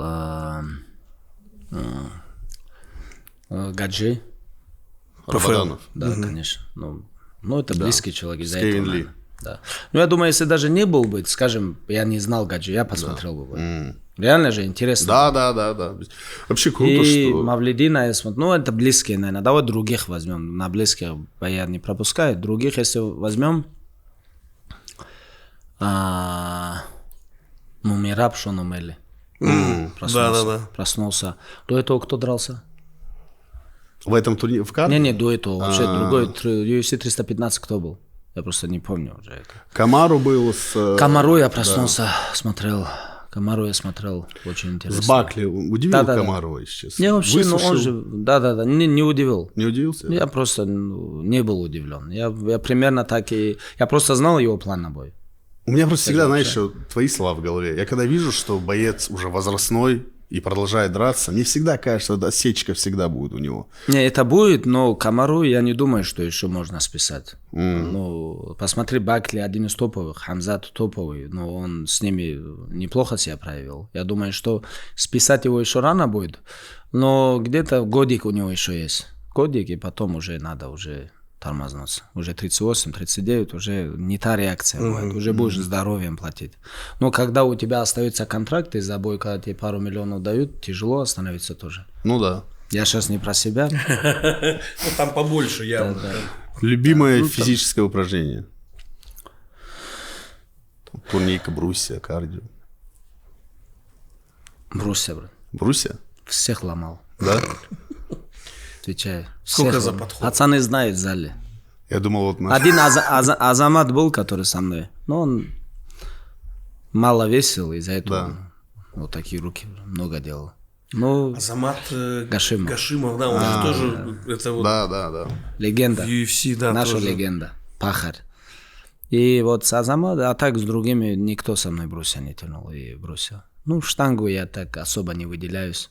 У меня так 90-100. Я так не фанатею. Работаю, но не фанатею. А вот брусья, отжимания, турник я всегда делал. Ну, не такой хороший был на турнике, но на брусья, отжимания я всегда хороший. Вот брусья я выделялся. У меня тоже, кстати, брусья любимые. Величайший боец всех времен. ММА? Ну, двоих я поставил бы, если можно. Федор Джонс. Ну, а почему себя не ставишь? Это другие сделают. Себя величайшим бойцом всех времен. Ну, и скромничай. Не скромничаю. Объективно могу говорить? Конечно. Да, не ставлю. Не. И никогда не ставил. Величайший боец, это, прикинь, это как звучит. Это какой ты должен обладать, как это? Эго. Эгоцентризм, или как это психологи называют? Да. Как называется этот? Самоуверенностью. Не самоуверенностью. Не. Человек может самоуверенно себя считать лучшим, это нормально. Но когда ты убежден, что ты величайший боец всех времен, эгоцентризм, вообще вот нарциссизм. Это ты летаешь, брат, не на фронтире. Это у тебя как минимум. Не, больше, брат. Ты что? Этихад это еще топ-10. Это ты уже летаешь на своем частном. Ну да, private jet. Да, это не... Но мы же не только спортивные берем навыки. Вообще, в принципе, что ты оставил для себя? Нет, никогда не ставил. Никогда не думал, не ставил, и в мыслях не было. Один из лучших, кто делал, занимался этим видом спорта. Топ-10, 15 можно. Величайший всех времен нет. Величайший всех, как бойцы, для меня до чемпионского пояса, наверное, так преобладал прям Федор, наверное. Ну вот сейчас я Федора и Джонсона на это ставлю. То, что вот идут разговоры, Федор Орловский по боксу, Федор Тайсон, это нужно, как ты считаешь? Ты бы сам посмотрел на это? Ну, в плане здоровья, я думаю, нет. Они уже взрослые, слишком взрослые, уже под 50, да? Это смотря как. А может, у них тяжелое положение финансовое. И бывает, что бойцы, когда они заканчивают, они не бывает, а большинство случаев они все в долгах. Ну, это вот... Они все в долгах, и ситуация тебя вынуждает выходить на бой, там, заработать, как-то выйти с ямы. Потому что у человека может быть семья, он там, я не знаю, там, разные ситуации будут. Вот сейчас говорит, это правильно, это неправильно, тоже я не сказал бы. Нужно им? Мое личное мнение нет. Но если их ситуация вынуждает выйти там, заработать там лишних денег, которые могли бы их вытащить с ямы, ну, проблем нету. Но Федора, Тайсона или там... Я вот, например, думал, что я посмотрел бы Тайсона, да, вот последний он дрался, я не смотрел. Джек Пол? Да, с блогером, да. Не смотрел. Я так отрывки смотрел, бой не смотрел полностью. Отрывки смотрел, а весь бой не смотрел. Если будет Орловский Федор драться, я думаю, что я посмотрю. Я посмотрю, но нужно ли им? Я думаю, что финансово нужно, а в плане достижения, конечно, это им не нужно. Кем ты мечтал, кем мечтал стать, когда вырастешь в детстве? Ну, они менялись. Эти мечты, они менялись в плане становления. Они менялись, там, как бы, там, в детстве тебя спрашивают, кем ты хочешь, ты там космонавтом, да, вначале, тебе нечего ответить. Потом там занимаешься спортом и так далее, сперва на борьбу хотел борцом, потом перешел в боевой самбо, в ММА уже там хотел уже там бойцом, там, в футбол играл, футболистом. Ну, в голове даже не было, что я вот стану таким там бойцом, чемпионом и так далее, никогда в голове не было такого. Что стану таким знаменитым, там, да, популярным. Там, вот такого даже в голове не было, что вот это все будет вот социальные сети, там, телевидение, там, ютубы, инстаграмы, вот это все даже представить себе не мог. Просто хотел стать чемпионом, там, выиграть как бы медаль, грамота, доказать отцу, что его труд, он не зря. Вот так было. Просто чемпионом. Чемпионом стал. Да. Чемпионом стать. Вот такой, вот это получилось. Это получилось. Думаешь? Да. ММА для тебя это? Спорт. Деньги для тебя это? Инструмент. Инструмент просто. Они нужны для чего-то. Если они есть, это хорошо. Если их нету, ну, не стоит печалиться. Если то, что тебе суждено, просто как верующий человек, я думаю, что многие люди в разных подкастах, в разных видео это выражение так видели, слышали, но если они есть, это хорошо. Если их нету, тоже неплохо. Как сказал один классик, когда у меня будет много денег, хочу всем загонять, что деньги не главное. Один мой друг меня... легенда. Заработать все деньги мира, да? И говорит, что это не самое главное. Да. Блин, это там еще потом наше интервью было. Это как называется в литературе, да? Это метафора или ирония, или как называется? Здесь метафора... Метафора это... Здесь я чуть-чуть слаб. Подключи свои мозги. Я тоже не сказать. Ты не у тех вообще спрашиваешь тоже. Мы хоть и не дрались, но... Читал? Ну, вообще, да, бывало. Ну, метафора... Тургенев или что у тебя было? Пушкин? Толстой, брат. Толстой? Я это не говорил. Не, ну смотри, есть ирония, есть там, я не знаю, там... Сейчас говорят, вообще мета-ирония еще есть. Где-то на этот уровень еще не пришел. Не перешел. Не, ну это вообще замечательно. Это на долгие годы, я бы сказал. Просто мне очень понравился ролик, когда соединили другое интервью. Было. Было, мне скидывали. Да, самый ценный совет. Ну, это ирония, да. Это то, что все. Это ирония, наверное. Это ирония. Это иронизировал. Просто очень сложно какие-то слова, которые я ни разу не слышал. Ирония не слышал? Не, ирония слышал. Ты там до этого сказал эгоцентризм. Да. Ну, это зацикленность на себе. Вот, пожалуйста. Эго. Ну, эго. Я вот всегда с ним вот хожу из-за этого, брат. Вот у тебя уровень... Это что значит? Потому что я эгоцентричный. Вот это? Это на дагестанском космос. Нет, это космос. Кстати, почему с Роналдо? Вот раньше у вас нормальная дружба была? Ну, в плане того, что как-то медиа пересекались. Вы сейчас как-то на связи с Криштиану, я имею в виду? Ну, такого нету, что как-то... Ну, в директе, может, там что-то.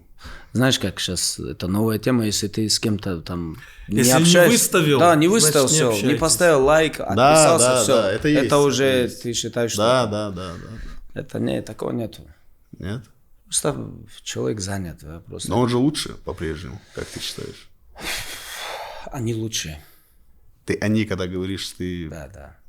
Нельзя его, брат, убирать. Блин, ну все-таки... Смотри, человек может тебе не нравиться. Это одно. Твое личное отношение, ты не можешь убрать его достижения. Угу. Они вдвоем, это 20 лет на топе, таких никогда не было таких. Зидан, Роналду, они 10 лет были. Зидан, Роналду с 95-2005 год они были. Ну, 2006, Зидан последний матч в 6. 95 по 2006, вот 10-11 лет Зидан, Роналду, это время их не было. Ты же помнишь. А эти с 2000, я не знаю, там, 4-го где-то начали, где-то до 2000, там, скажем, ну, может, закончилось год, полтора-два. 20 лет в топе. Таких не было. Какое поколение следующее? Вот именно, если берем двух игроков. Кто следующий? Я даже называть не хочу их. Ну, Лямин, почему? Красивое имя Лямин, Ямаль. Они могут... Надо время дать, наверное, еще. Надо время дать, но постоянно говорят. Ну, я хотел бы, я как видел пару лет назад, Мбаппе, Холланд. Холланд сильно подсдал, как будто последний сезон. Прям очень сложно ему было. Ну, вот помнишь матч Сити-Арсенал, когда он Артете? Когда он с Артетой, по-моему, ты еще помнишь, зацепился. Он забил за всю историю футбола меньше всех матчей ему понадобилось. Вот на днях он 300 забил. Это жестко. За всю историю. Очень... Никогда не было. Ему 370-300 голов забил. Он за сборную, у него, по-моему, матчей меньше, чем голов. Он в одном матче... играет не за Бразилию, не за Испанию, он за Норвегию играет. Имеется в виду, он один сезон не он сдал, вся команда перестройка у них, у Манчестер Сити. Но он молодой, ему там сколько, 24-25? Ну, у него еще 10 лет впереди. А ты прикинь, я думаю, что за 10 лет 700 голов можно забить. Он просто... может на 1000 тоже зайти. Это опять-таки зависит от человека. Нужно время дать. Надо посмотреть. Ты помнишь сезон, когда Месси или Роналдо не получал сезон? Целый сезон. Не было. Я про это и говорю, что... Стабильность у них, брат, на высоком уровне была. Вообще просто... Там 2 матча не забиваешь, все газеты мира пишут про них. 2 матча не забил. Такое давление. Это у них, они прошли через очень серьезное испытание. Они вдвоем, я из-за этого говорю, никогда не было таких игроков. Ну, в истории не было. Они вдвоем, кого-то убрать тоже несправедливо. Ну, например, за то, что я за Реал болею, я же не могу Месси убрать. Да, мне там Барселона не нравится, но Месси, он прошел эту игру. Это как на каком-то подкасте позвонили Месси и типа спросили, кто, назови там лучших футболистов, там топ-5. Он же мнению. Он назвал, и они такие, ты не назвал Роналдо. Он такой, так он со мной. Красиво. Это красиво было. Мы, говорит, на другом уровне. Это было красиво. Это правильно было. Это было круто. Правильные вещи, они всегда красивые. Просто, возможно, если бы у него не спросили про это, все бы думали, что он вот как раз-таки эгоцентризм? Да, это понимаешь? Самый ценный совет, Хабиб, который ты получил в жизни, который ты вспоминаешь, там, в голове прокручиваешь. Тяжело. Один из таких правильных советов, которые я сейчас стараюсь подстроить свой мне он сказал, Хабиб, Игорь Евгеньевич, я сказал, Хабиб, знаешь, что плохо, что только 24 часа в сутки. что бы ты ни делал, она никак не поменяется. И потом есть ты, есть семья, есть там, скажем, родители, близкие, потом надо кушать, спать, лететь, передвигаться. Столько всего надо тебе делать, еще сверху, еще тебе надо делами заниматься. Он говорит, из-за этого не распыляйся, делай себе план правильно. Потому что 24 часа, они не растягиваются. И это они время. Не полностью еще.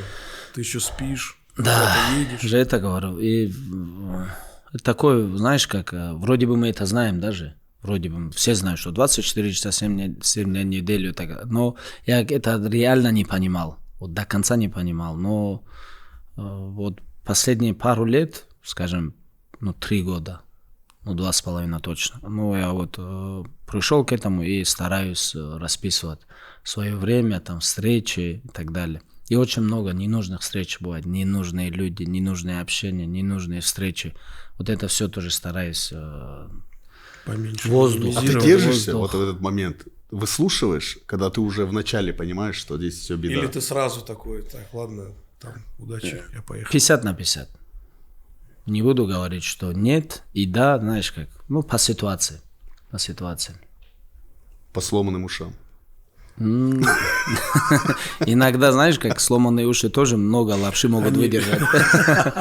Если бы они у меня не были такие сломанные, крепкие, брат, то эту лапшу я бы не выдержал. Знаешь, уши, сломанные уши, у них нет рта, но они о очень многом говорят. Факт. Уже, я сам не понял, что сказал. Не знаю, мои уши не разговаривают. Я не знаю, как твои. Просто здесь надо факты говорить иногда. И еще такой момент, есть же такое высказывание, 2 уха и язык только один. Меньше говори, больше слушай. Так что... Какой бы ты сам дал бы совет тем людям, фанатам, молодым спортсменам, возможно, которые смотрят? Вот совет от Хабиба им. Смотри, вот первое слово, которое к нам отправлено Всевышним, это читай. То есть, это не просто там читай, это она как как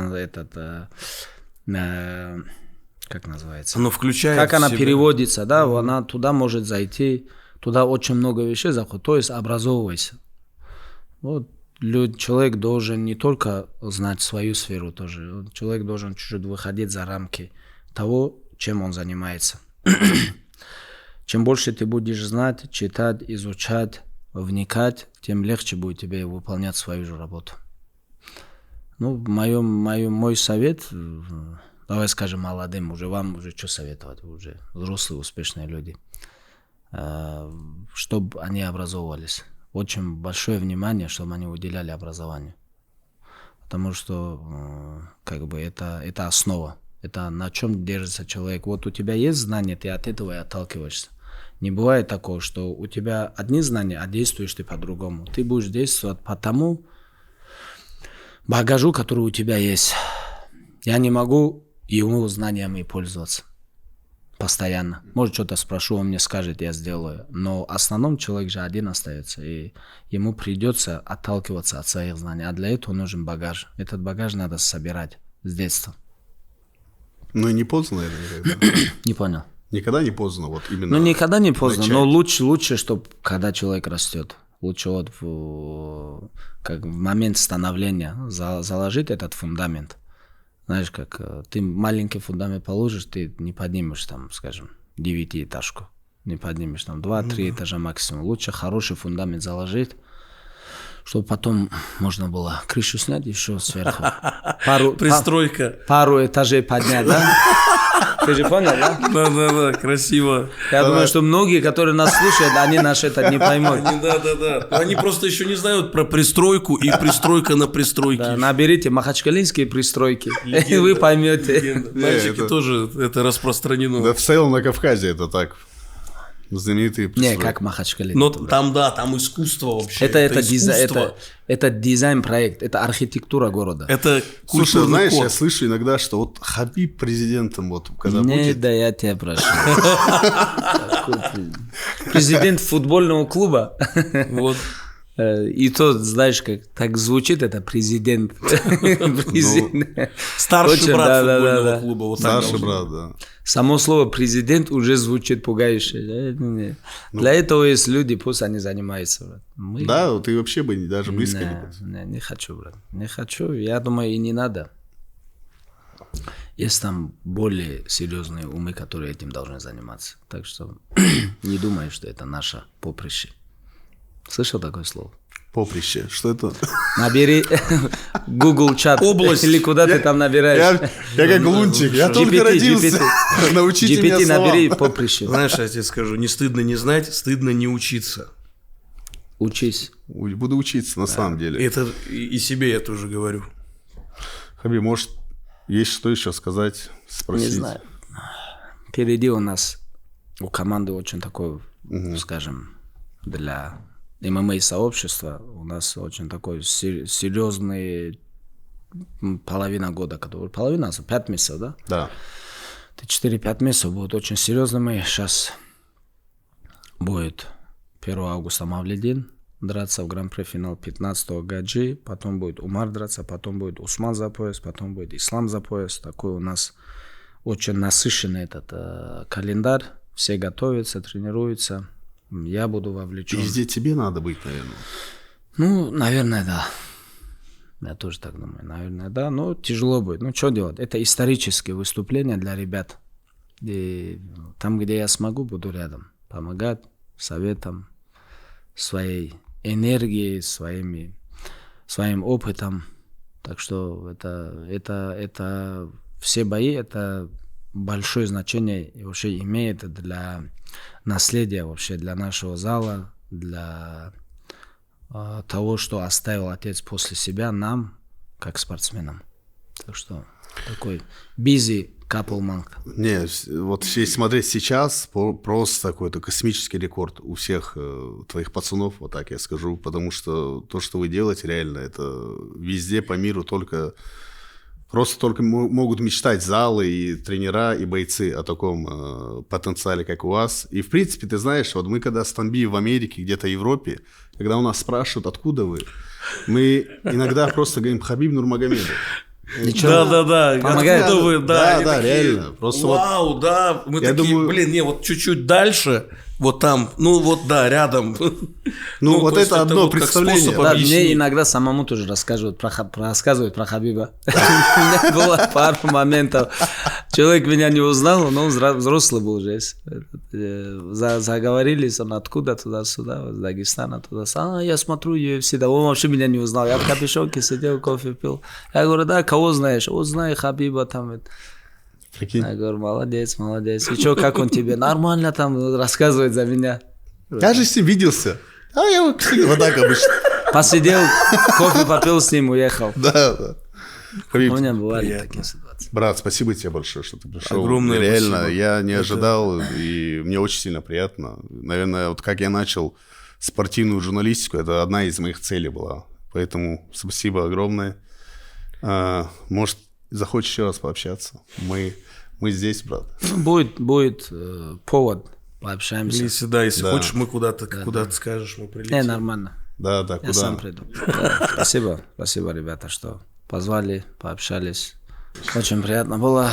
Мы аккуратно. И что вы будете делать? Все, я Из-за этого ты здесь сидел.